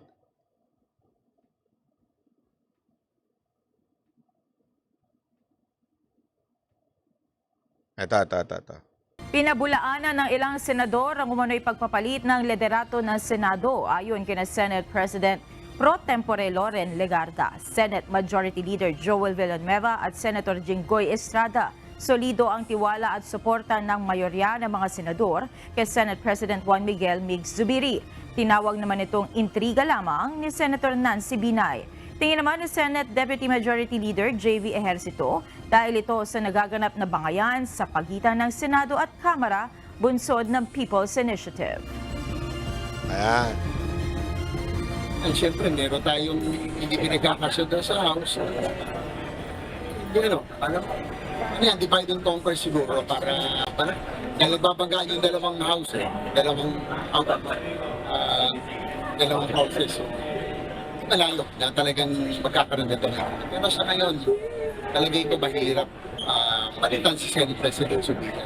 Wala akong ibigang possible na pwedeng pumalit sa kanyang pwesto. Ayon naman kay Senator Zubiri, wala siyang nalalaman na plano ng kanyang mga kasamahan na patalsikin siya sa pwesto. Gayunman, pinauubaya na anya ang desisyon sa mga miyembro ng majority bloc. Ako naman, there's a concerted effort to discredit the Senator. Nalaman ko pa yan last week pa. Alam mo, grabe ho ito. Grabing hindi pa tapos ang awayan ng Senado at Kamara. Ito, literal na babuyan. Babuyan ho ito, binababoy ng Kamara ang Senado. Bakit to? Kasi hindi man natin sinasang-ayunan sa maraming bagay si Senator Zubiri. Pero kahit pa paano, tumayo ho ito laban sa PI. Sa katunayan, siya pa nga nagsabi. Diba? Kinausap na namin si Pangulong Marcos at sinabing, eto na, ako na mamumuno itong Senado. Feeling ko doon na-trigger eh. Doon na-trigger ho itong si Tamba. Para ho, sandali. Mukhang talagang hindi natin kalyado itong Senate President. Mukhang yayariin tayo dito kasi talagang nagmatigas eh. Diba? Tapos agad-agad nagsubmit ng resolution, diba? Eto ngayon, feeling ko, hindi nila kasi kaya si Zubiri at saka si Villanueva. Si Villanueva rin kasi yung talagang matapang din na pumapalag dyan eh. So mukhang hindi ho nila kinakaya, kaya kailangan nilang palitan ng leadership ng Senate. Hahanap po siguro sila dyan. Hahanap po sila ng, hindi natin alam kasi may nagsabi nga sa akin, sabi ko, sino naman ang kakampi sa kanila dun? Sabi nila, billion yan. Ang usapan dyan, billion. Alam mo ba ibig sabihin ng billion? Hindi milyon billion ang usapan pagka Senate President ng usapan. Lahat kakainin, kahit tayo siguro kakainin, bigyan ka ng billion. Hindi, totoo. Ikaw ba, nagtanong ikaw ba, Ninyo? Pag binigyan ka ba ng billion, kakainin mo yung tayo mo? Hindi, sa tingin ko ngayon nga lang lahat na sinabi mo maganda kay Senator Bongo tsaka kay Pangulong Duterte, kinain mo, magkano? Wala pa sigurong bilyon ng bigay sa'yo. Hindi, ako nagtatanong lang. Anyway, ikaw naman nagsabi na bayaran ka something Parang ganun. Ako, di nga ako sure Malay ko ba kung nabayaran ka? Hindi obvious? Hindi obvious na nabayaran ka? Hindi. Pero ang tanong, ngayon na bumaligtad ka, magkano ba? Tanong, di ba? As in, sobra mong binababoy si Pangulong Duterte ngayon, grabing sobra kang alagad ni Senator Bongo nun, sobrang sip-sip mo nun. Magkano lang yun? May milyon na ba yun na binigay sa'yo? Paano pa kaya kung bilyon? Alam mo yung bilyon? Pwede ka na mag-retire sa kahit anong vlogging yan. Pag binigyan ka ng bilyon, bibili ka na ng lahat ng lalaki, bibilhin mo na. Kasi yung mga lalaking nakakukuha mo ngayon, parang mga squatter sa tabi-tabi, di ba? Pasensya na, pero yun talaga pero pag nagkabilyong ka na, ako po, baka mga kunin mo na yung mga hindi ko tinuloy. Easy man at kalma. Baby, kalma. Huwag mo naman akong bigyan ng dahilan para tabihan ka. Kalma. Sinong Dom? Basta si Dominic. Ay, sino ba yun? Ewan ko anong pangalan nun. Wag ganun, Banat Bay. Kaya nga, posible na nangyayari talaga to. Kasi alam mo, di ba, mga nakaraang Senate, panay deny naman. Kahit sa Kamara, ginagawa. Hindi totoo yan. Walang plano na i-unseat yung speaker. Walang plano na i-unseat yung Senate President. Tapos bigla ka na lang magugulat, iba na Senate President. Iba na rin ang speaker. Deny lang sila ng deny. Yan ang totoo dyan. Hindi ho yan ano. Ngayon, ang tanong, sino kaya ang gusto nila ipalit? Pero ako ito, sigurado ako. Malabo dyan. Malabong kumampi dyan si Senator Bongo. Malabong kumampi dyan si Bato. Yung mga Duterte supporter. Ha? Malabong kumampi dyan si Robin Padilla. Imposible ho. Hindi ho yan papayag na magkaroon na speaker na utos-utusan lang ni Romualdez. Hindi ho papayag yan si Robin Padilla, tsaka si Bato, tsaka si Senator Bongo. Ako, sigurado ako doon. At tsaka kay Tolentino, sigurado ako doon. Hindi sila papayag na hindi sila pipirma na laban dito kay Senate President. Kasi ako dami kong hindi gusto diyan kay Senate Migs Zubiri. Pero pagdating dito sa tumayo naman to, 'di ba? Tumayo naman to against PI. So let's give him the credit, 'di ba? Na siya ho itinayuan niya ito. Kaya nako, ingat kayo diyan dahil hindi lang ito usapan ng politiko sa politiko. Itong awayan na to, awayan po ito ng institusyon na. Grabe na ho eh. Hindi ko nga alam kung ano eh. This is just so ironic. Yung presidenteng ang pinaka-campaign slogan niya ay Uniteam.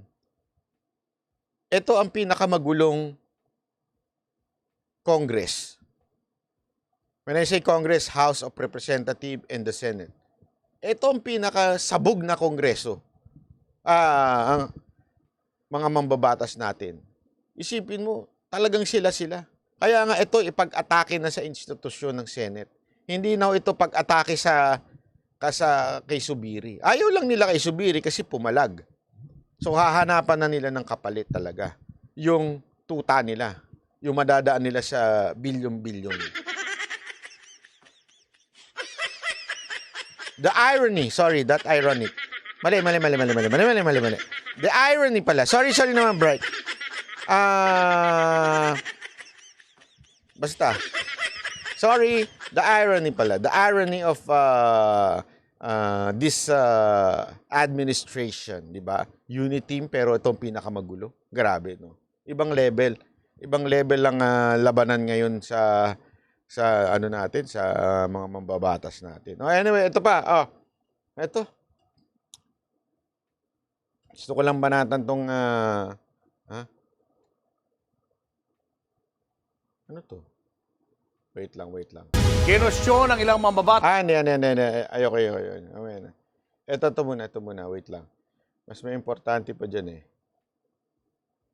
Ito. Ito kasi mukhang nagiging problema na ho ito ngayon sa bayan natin. Pabor ang ilang commuter group sa planong paghihigpit sa mga may e-bike. Umaalma naman na mga ginagamit ang e-bike nila bilang pampasaherong sasakyan. Nasa frontline ng balitang yan, si Brian Basa. Hindi makalarga ng mabilisan ang bus na yan sa EDSA Carousel sa bahagi ng Cubao nitong Biyernes ng gabi. Meron kasing e-trike sa harap. Grabe, no? Ha? Wala, panis pala kayong mga MMDA. Grabe makahuli ng mga kotse, makahuli ng mga motor. E-bike lang pala kapalit nyo. Katapat nyo. Di ba, mantakin mo e-bike nasa busway. Panay busina, wala. Tapos pag binundol mo yan, lagot ka pa. Ilang beses nang bumusina ang bus. Alam mo ko ako sadya sa bus, tutukan mo tapos businahan mo ng malakas. Yung tipong mabibingi talaga. Para tumabi ang e-trike. Pero deadma ito at nanatili sa bus lane. Saka lumipat sa regular lane kahit bawal sila sa EDSA. EDSA po ito ha. Hindi ho ito biro. Problema na ito sa Pilipinas ngayon. Kahit saan makakakita ka. Ito pa, sila pa matapang. Binakasabay kaming ganyan eh. Ang tapang, grabe. Galit na galit siya, binubusinahan siya, nasa gitna siya ng daan. Sana natatraffic. Pero meron namang bike lane. Pwede naman sila pumunta doon kasi yung bike lane, pwede scooter doon, mga e-bike. Diba? Kasi mababagal nga. Yun ang ibig sabihin ng bike lane doon sa mababagal. Ito ho, talagang nasa gitna pa ng daan. Sabi ko nga sa inyo, ako mismo naka-experience niyan eh. Ito, sa busway, di ba? Isa ito sa mga pinakabagong insidente ng tila pagiging pasaway ng ilang e-trike o e-bike driver. Aminado ang pamahalaan na kulang ang regulasyon para sa electronic vehicles, partikular na sa rehistro, kaya hindi makastigo o matikitan man lang ang mga lumalabag sa batas trapiko. Pero giit ng isang commuter safety advocate, hindi dapat palusutin sa pananagutan ang mga... dapat iparehistro na yan. Hindi, dati tutol ako dyan eh. Yung scooter, okay lang. Yung gano'n, yung nakatayo. Pero ito dapat i-rehistro na. Anong pinagkaiba niya sa tricycle? Pareho lang sila eh. Nagsasakay pa nga yan eh. Tapos hindi sila rehistrado? Paano nangyari yun? Pampasahe yan ha. Ginagamit ho yan. Nagsasakay ho yan ng mga pasahero. Ibig sabihin no, abay may pananagutan dapat sila sa pasahero nila. Paano magkakaroon ng pananagutan ko lang rehistro? Sasabihin na naman ng ibang congressman dyan, anti-poor. Anti-poor ina nyo. Pasaway na e-bike driver. Kapag ka reckless ka, no? If you are reckless Jason, salamat po. in driving the e-trike, pwede ka pa rin at nakasagasa ka or you damage properties, then you can be charged of reckless imprudence resulting to homicide o kaya resulting to physical injuries or damage to properties. No? Madaling gamitin ng e-bike kaya maraming naiengganyong bumili nito. Kahit ako na first-timer at wala pang lisensya, kaya itong paganahin. Yun nga lang, may mga umaabuso nito at nakikipagsabayan pa sa malalawak na kalsada. Kaya pwede itong maging mitsa ng buhay. Kaya approve sa commuter group ang paghihigpit na gustong ipatupad ng MMDA at LTFRB sa mga e-bike. Sa kasalukuyan, mga e-bike na may 60 kilometers per hour lang pataas ang maximum speed ang Masyadong yung mga 60 km per hour, pataas na yan. Walang papasa dyan na e-bike. Ang e-bike usually, yung ganyan ha, ang takbo lang yan 25, 30. Mabilis na 40. Kasi pagka gano'n na, mga dual na yan, mahal na, dual hub na yan. Yan, mga single hub lang yan. Kasi nga tipid po yan eh. Mura lang ang ano yan. So, ang totoo lang, mga 30 lang yan. Baka nga yung iba, 20 lang ang takbo, 25 lang eh. Dapat, pagpatak ng benching ko, at saka yun nga ang purpose nun eh. Pag mabagal, dapat pa rin, yan ang nagiging sagabal sa kalsada. So, hindi dapat pinapayagan pag mabagal. So, dapat may batas na gumawa. Sana yung mga kongresista natin puro ang nasa isip, yung PI na yan.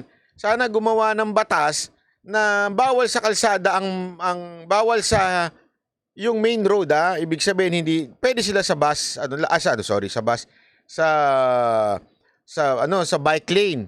Pero pag lumagpas ka na ng bike lane, dapat rehistrado ka na. Gadong magparehistro sa LTO. Pabor din ang grupo na dapat may driver's license ang mga may e-bike. You find unlicensed drivers, no? Using e-trikes.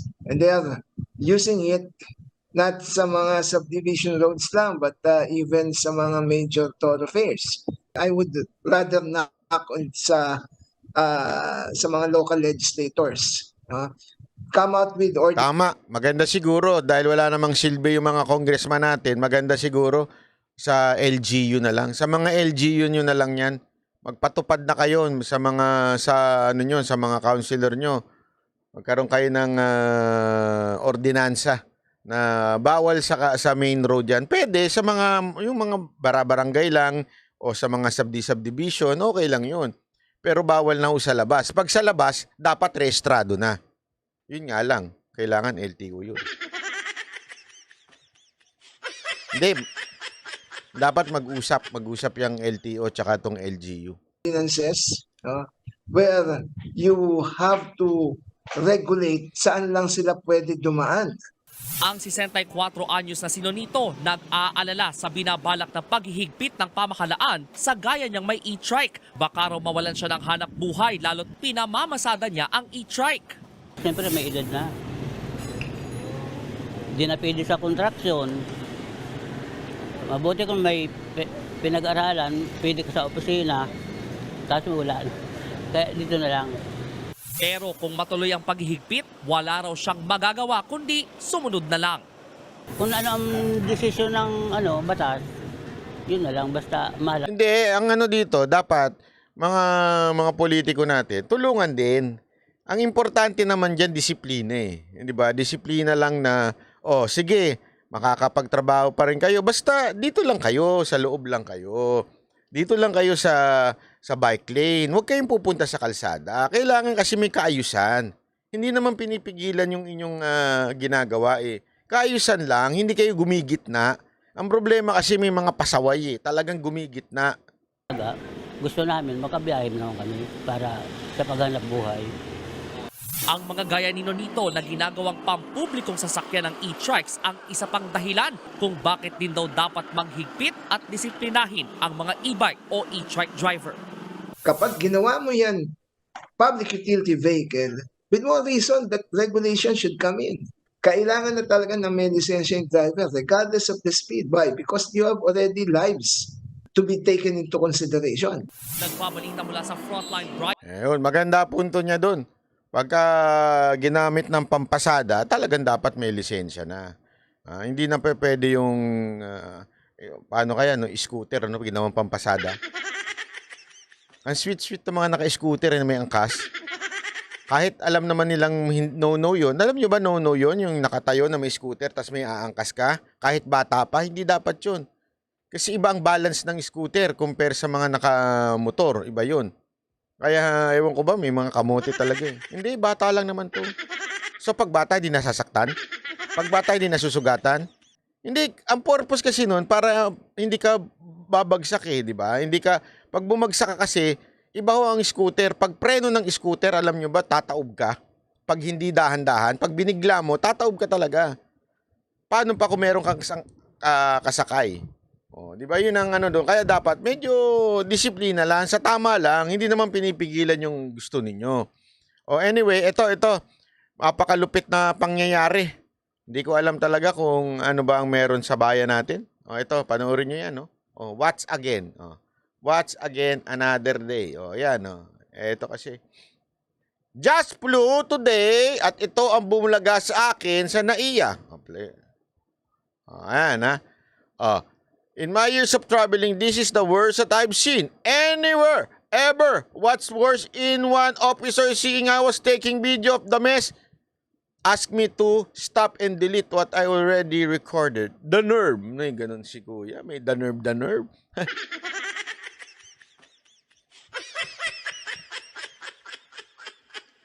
Kita nyo. Isipin mo, ganyan ang pipilahan mo. Di ba? Alam mo sikreto dyan. Hindi nyo alam. Tuturuan ko kayo para mapabilis kayo. Tinuruan ng bali, no?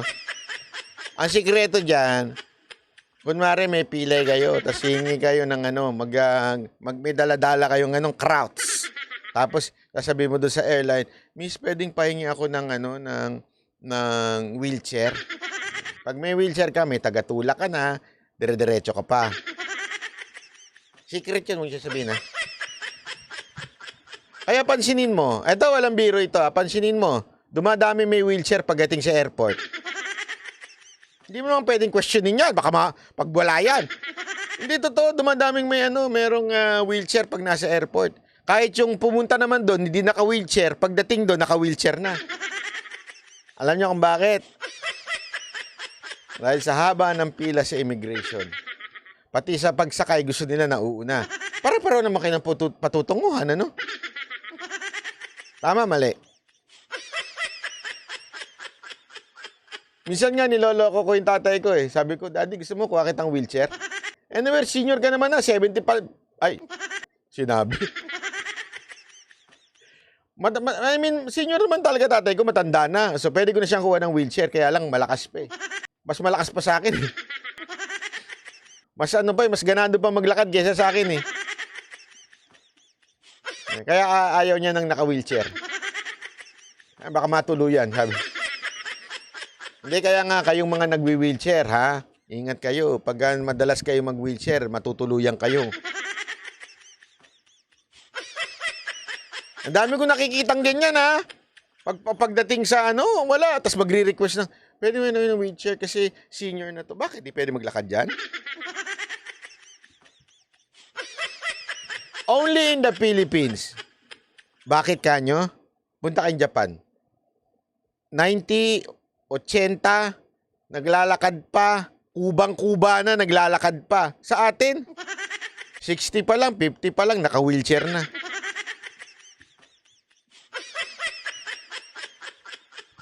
Bakit? Gusto kasi privilege. Di ba? Gusto ng privilege. Bakit to? Kasi naman, immigration, walang nyading kayo.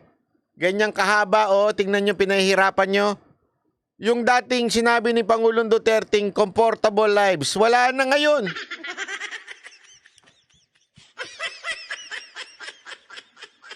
Sabi naman daw nila, nagbigay silang dahilan, kesyo ngayon lang naman daw yan. Dami yung palusot. Hindi totoo, daming palusot itong immigration natin. Kasi kung makatanong kayo, ganun pa rin eh. Ang dami nyo pa rin hanas eh. Ay nako. Pag basta may visa na, hindi nyo na problema yun. Hindi, ako sa immigration, nandiyan na naman kasi kayo sa trafficking. Bahala sila sa buhay nila doon. Doon sila makulong. Hindi nyo na pananagutan yun. Hindi ko magets talaga yan eh. Yung pipigilan mo umalis, tapos gagawa ng kasalanan doon. Problema na nila yun. Bakit? Wala bang batas doon? Wala ba silang pulis doon? Di kung gumawa sila ng kasalanan doon, problema na nila yun. Huwag natin tulungan. Bakit? Naging asal tatay ba kayo? Tatay kayo ng mga yan. Huwag nyo nang anuhin, huwag nyo nang pakialaman yung mga gustong bumiyahe ng gumawa ng katarantaduhan. Problema na nila yan, matuto sila. Hindi totoo naman eh. Minsan talaga, life is a lesson learned in a very, very hard way. Problema na nila yan. Pakawalan nyo na. Akin na, tataktish. Pasok. Tataktish. Hindi totoo. Bakit nga? Sabi ko nga sa inyo, sa ibang bansa, ganun din eh. Lalo na yung paalis. Walang pakialam sila yung mga citizen nila aalis. Dire-diretso eh. As in lang, ang bilis lang, electronic lang yung paglalabas. I mean, sa dami na nang nakita ko na mga airport, pag ang tao palabas, wala na hong dinadaan ng immigration. Yung mga nila yung mga local nila, ibig sabihin yung Japanese. Sa Japan, pag lalabas ka, wala ka ng basta dun sa electric ka na lang. Sa mga meron kasi aalamin kung meron kang nagawang kaso whatsoever. Pero actually, mabilis pa din eh. Di ba? Para, anyway, kung magkaroon ng kasalanan yung nila, kalahi nila, di makukulong, tapos. Sa US, pag may issue, dinadala sa ibang lane para hindi maabala yung susunod. Walang ganun. Wala nga ibang lane. Ito pa. Ito, malupit to. Malupit to. Wala raw halong pamumulitika ang pagpunta ni Senator Amy Marcos sa pamamahagi ng ayuda ng DSWD. Tila sagot niya yan sa buwelta ni dating Senador Ping Lacson na iligal sa mga mambabatas ang pamimigay ng tulong na galing sa gobyerno. Nasa frontline ng balitang yan, si Mon Gualvez. Nag-ikot sa Makati, Maynila at Mandaluyong sa Senator Amy Marcos ngayong araw. Yan ay para pangunahan ng pamamahagi ng ayuda sa mga benepisyaryo ng Assistance to Individuals in Crisis Situation o AICS program ng DSWD. Hanggat kaya, bigyan na lang natin ang ating mga kasamahan, ang ating mga nangangailangan. Grabe ang plastic, Hindi, isipin mo to, alam mo ang problema, Senator Amy. Plastic ka, madam. Sa totoo lang po, plastic ka. I mean, okay naman yung pagsita mo doon sa AKAP, keso ginagamit yung AIC ng DSWD, punakanampo na sa mga congressman na ginagamit yun. Pero ikaw, ganun din pala ginagawa mo. Napaka-hipokrito mo naman, madam. Hindi, di ba? I mean, Sa akin, okay lang sana kung hindi ka nagsasalita. Sige, gawain nyo naman mga senador yan pag nangangampanya eh. Napaka-obvious naman, wag mo sabihin hindi ka nangangampanya. Magtete 2025 na, re-electionist ka. Wag pati ako pa, tinatarantado mo. Buti na lang mga banateros hindi gullible. Di ba? Sabi nito, basta mga Marcos sinungaling. Ay, nako, ewan ko nga ba. Ito si Senator Amy talagang napaplastikan ako. Napaka-hipokrito. Sita ng sita, ang ingay-ingay, daldal ng daldal. Tapos gagawin din naman niya yung sinisita niya sa iba. Tulad nga nito, di ba? Mga mahihirap. Kahapon lang nang pangunahan din niyang katulad na programa sa Las Piñas at Parañaque. Ang napapadala sa pag-iikot ng senadora, binatiko si dating Senador Ping Lacson. Ayon kay Lacson, hindi obligasyon ng mga kongresista at senador ang pamamahagi ng ayuda sa mga programa. Illegal at bawal nga daw yan. Ang papel daw ng Kongreso ay nasa pagpaproseso ng budget at hindi ang pagpapatupad nito. Sagot naman dyan ni Senator Amy, dumalo lang siya. DSWD naman daw ang tunay na nangunguna sa programa. Nandito lang ako, pero ang totoo, nanggaling lahat ng listahan sa DSWD. Hindi pangangampanya pero yung mga nakabuntot sa'yo, mga kumakandidato.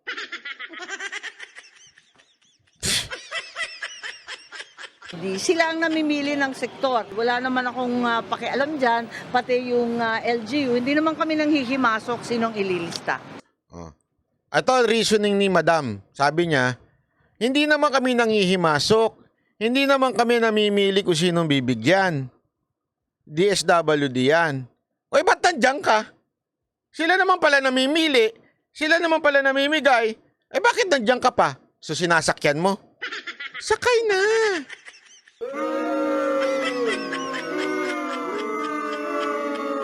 Yung palusot niya, mas lalo siyang ibinaon.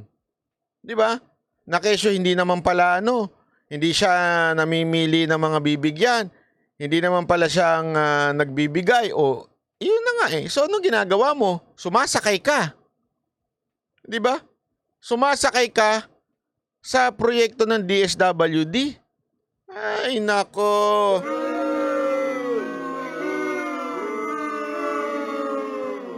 Yan kaya nga natin binansagang, yan? Pinaka-epal na senador ngayon. Sabi ni Joseph, sila lang ang pwede? Paano ko? Yun daw sinabi ni Amy. Nako. Sinagot din ng senadora ang mga nagsasabing tila nangangampanya na siya. Ayon sa senadora, walang halong pamumulitika ang pagsama niya sa mga event ng DSWD. Magpapatuloy daw siya sa pamamahagi ng ayuda sa mga benepisyaryo ng AIX, pati na ang sinusulong niyang Nutriban program. Nagbabalita mula sa Frontline. Ay naka, eto. Kapal lang din ang mukha. Grabe. Saan na yun? Ito, may papakita ako sa inyo. Natawa ako dito eh. Ang kapal din ng mukha. Ayan, pinadala ito. By the way, mga banateros, kung gusto nyo magpadala, may mga nagpapadala sa akin, nagre-report ng mga pero lagi kong hinihinga ng source evidence. So ito, chinek ko ito. Galing kay Jesus J. Duresa Jr. Yung mayor ng, namimigay sila ng mga anek-anek. Yan, sige, kayo, asa kayo mga kababayan natin. Asa lang kayo ng asa sa pamigay ng gobyerno. Sino sikat? Mas malaki pa ang pangalan ni Senator Amy kaysa sa DSWD.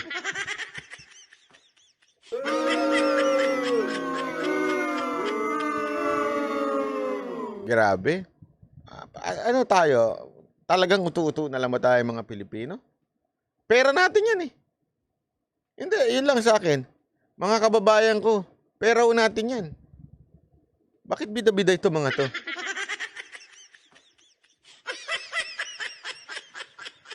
Pera po ng taong bayan yung pinamimigay dyan sa DSWD. Tapos ang bida yung senador, mas malaki pa siya doon sa mayor. Buti yung mayor, medyo nahiya pa ng konti. Mukha lang niya, wala yung pangalan niya. Eto, si Amy, meron na yung pangalan niya, may Amy Solution pa. Ang laki pa ng picture niya. Kapal na mukha, no? Wala talaga eh. Wala talaga. Alam mo, wala talagang tumulad sa mga Duterte, no? Iba talaga mga Duterte. Wala kang makikitang ganyan. Kung meron ka makitang ganyan, pinapaalis nila pag nalaman nila. Oo, pinapaalis nila. Pagka, naalala ko yan nung panahon na, ano, ayaw nilang pinalalagay yung pangalan nila. Ayaw nilang yun nga lang sa opisina, pinatatanggal ni Pangulong Duterte yung pagmumukha niya doon eh. Eto, walang yan talaga yun. Oh. Payout. AICS payout. Oh, sino bida? Senator Amy. Kapal lang mukha ninyo, madam. Kampanyahan time na ba? Abay, naghahabol. Alam mo, bakit naghahabol ito? Kasi yung 1 to 3 na mananalo, Senator 1, 2, 3, okay, na mananalo, yan po ay malaking tsansa sa 2028. Okay? Kaya importante ho yan, yung 1 to 3 na, wait lang ha, may papakita rin ako. Importante ho kasi yan na malaman natin na yan ho yung pwedeng tumakbong national. Ibig sabihin sa 2028, since win-win sa kanya ito kitang-kita niya na Okay? Pag siya pumasok, pwedeng-pwede na siya sa 2028 national vice, di ba? Feeling ko feeling ko lang talaga ha. Ang mangyayari diyan, Sara Duterte, Amy Marcos Kaya todo sip-sip niyan kay BP Duterte. Sana hindi na magkamali si BP Duterte this time. Pag nagkamali pa man din yan. Hindi, sana lang naman po. Ako, wish ko lang naman yun. Wish ko lang na hindi na naulitin yung pagkakamali niya. Once is enough. Pag inulit pa, naku naman, parang awa naman. Parang awa. Oh, wait lang ha, wait lang. Meron kasi ako nakita dito Maganda ito, importante.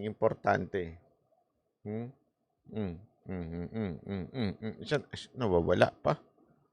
Ay, nako.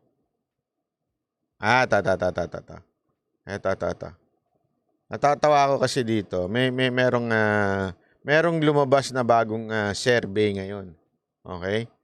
May lumabas na bagong survey. At ang survey na ito, nakakatawa lang. Kasi, ang gumawa nitong survey na ito, Magdalo survey. Okay? Itong survey na ito, alam naman natin, medyo kaduda-duda. Lumabas to Pinost pa nga to ni Magdalo Ni pangalan nito? Si Kanin. Si Sundalong Kanin, pinost niya to. Tapos, nung pinost niya, wait lang Saan na yun? Saan na yun? Saan na yun? Yan. Ito. Yun, ayan. February 7 to 9, Magdalo. Ayan, makita natin. Pakita natin. Ayan. Number 1, Tulfo, Erwin. Number 2, Soto. Number 3, Duterte. Number 4, Cayetano. Number 5, si Ben Tulfo. Alam mo, malaking bagay ito Nagulat ako dito. Ibig sabihin actually, sa totoo lang, ako personally, mas hanga ako kay Ben. Pagka pinakinggan nyo si Ben Tulfo, kahit nga kapatid niya, binanatan niya Kaya medyo hanga ako dito kasi totoo totoong tao. Walang biro totoong tao to si Ben Tulfo. Kahit noon pa actually ito ang nauna sa kanilang lahat si Ben Tulfo. Talagang ito, tumutulong ito. Tapos go. Pagbabasahin mo yan, yan tingnan nyo. Kung papansinin nyo,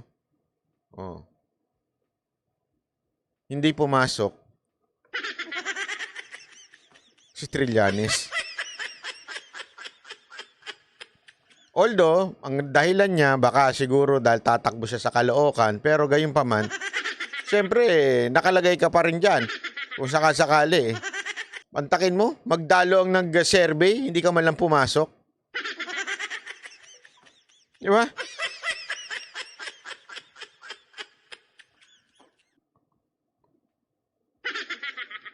Di ba ho? Yun ang magtataka ka eh. Kaya nga, ay nako. Anyway, ganyan talaga ang buhay.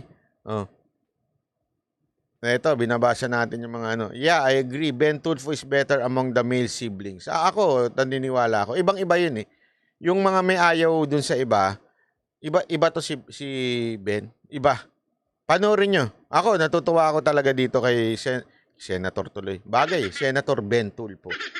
Hindi, kasi, alam mo, humanga ako dun sa pinanood ko sa kanya na nag-comment siya against sa kapatid niya. Alam mo, humanga ako dun. Kasi yung comment niya, hindi bastos. Yung comment niya, hindi siya hindi siya pagdi-disrespect. Sinasabi lang niya yung totoo. Sinasabi lang niya yung nakita niya. Sabi ko, yan ang may paninindigan. 'Di ba? Yan ang merong talagang laman. Hindi yung, alam mo yon, hindi yung iba na, hindi ko sinasabing walang laman si Erwin o kaya si Rapi. Pero syempre, yung tumahimik yung iba, si Erwin, hindi naman siya nagsasalita tungkol kay Rapi. Ito, napilitang magsalita. Di ba? Paalala sa kapatid. Yan nakakatuwa eh. Kuyang-kuya ang datingan eh. Ewan ko, siya ba pinakamatanda sa kanila? Kasi parang mas matured mag-isip ito si Ben Tulfo. Sana maisip ni Ben Tulfo na tumakbo. Dahil nakita ko ito nun. Consistent itong mama na to. Consistent ito at hindi ito yung kahit marami naalala ko pa, maraming nagtutulak sa kanya. Kasi there was a time na wala pa si Senator Rapi nito Si Erwin, nasa lang siya sa news. Hindi nagko-comment. News lang, more on news. Si Ben, siya talaga yung merong programa. Siya talaga nauna. Aside from kay Mona, itong si Ben ang nauna among do sa dalawa. Tapos, consistent lang siya. Sikat na siya nun eh. Pinapanood ng tao lahat yung bitag. Tingnan nyo yung subscriber niya sa YouTube niya. Ang hirap makakuha ng ganun As in, pinanunood yan. Marami nagpipilit sa kanya, tumakbo ka. Hindi niya ginawa. Yung iba nga tumakbo, naalala nyo. Yung congressman na, ang dami dyan, mga media man na tumakbo. Hindi ho siya na-tempt tumakbo. Di ba? Isipin nyo yan ang tagal-tagal na. Mas matagal pa ho siya sa kapatid niyang naging senador. Tapos, sa sobrang consistent niya, pumasok ito si Senator Rafi. Si Senator Rafi, nakuha lang niya yung kilite kasi ito kasi mga kalaban, pulis, politika. Dito, ang kalaban ni Senator Rafi, more on bahay. Yung awayan ng mga mag-aasawa, marami nakarelate. Kaya talagang pumutok din si Senator Rafi. Diba? Ganun na nangyari kay Senator Rafi. Tapos, ito, kumandidato. Agad. O itong si Erwin, mukhang kakandidato agad. Diba? Pero ito, nauna na ang tagal. Hindi. Sana lang, kumandidato ito. Sa akin lang po yun. Baka pwede. May mga taong looking forward ako. Ayun lang. Gusto ko lang yung kwento. Maraming salamat. At saka Maka Duterte to si Ben Tulfo. Correct. Yan talaga ang Maka Duterte. Yung iba,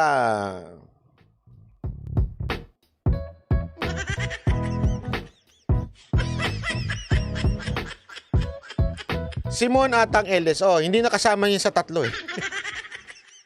Sorry Kaya hindi sinasama yan. Kung papansin ninyo yung meron silang ginawa, yung Tulfo Brothers, na ganon. Tatlo lang talaga sila, hindi nila sinasama si Simon. Simon, merong sariling mundo yun eh. Wag naman natin isama yun. Tama kayo. Si Ben Tulfo ang talaga Maka Duterte. Sana, ako, ito, wish ko lang naman. Sana kunin siya ni VP Sara Duterte na sa Senate slate niya. Sana. Yun lang. Yon T3. Tulfo Brothers T3. Tama. Galing nyo, Okay, maraming salamat. Thank you very much. Kita-kits ulit tayo bukas. Iwanan ko lamang po kayo nito dahil napaka-importante nitong usapin na ito. You need this before you can love others. Hindi, maganda to pakinggan nyo to. Kasi alam nyo, eto laging kinikwento sa akin ni Mocha ito. Sabi ko, alam mo, mahirap yan. Napakahirap niya. Totoo, lagi niya sinasabi sa akin, Ito kasi, masyado kayong bibig mo. Hindi, sabi ko, nga, napakahirap niyan. Wag mo naman, patawarin mo na yun si Ay, hindi, lagi niya sasabi. Ikaw nga ang inaway nun eh. Naglalaban lang naman kita. Hindi, wala na ang problema doon. Patawarin mo naman. Mahirap po talaga ito. Actually, imposible ho talaga ito. Yun talaga ang katotohanan dito. This is impossible. Love your enemies, it's really impossible. Kaya ito ang sikreto. How can you love difficult people? The only motivation is God's love. Let me repeat. I love people because God loves me and I love Him. Because I love Him, because He first loved me, therefore I can love others. Let me repeat. This kind of love is supernatural. You cannot love like this. You cannot give what you don't have. You need to have the love of God first before you can love others.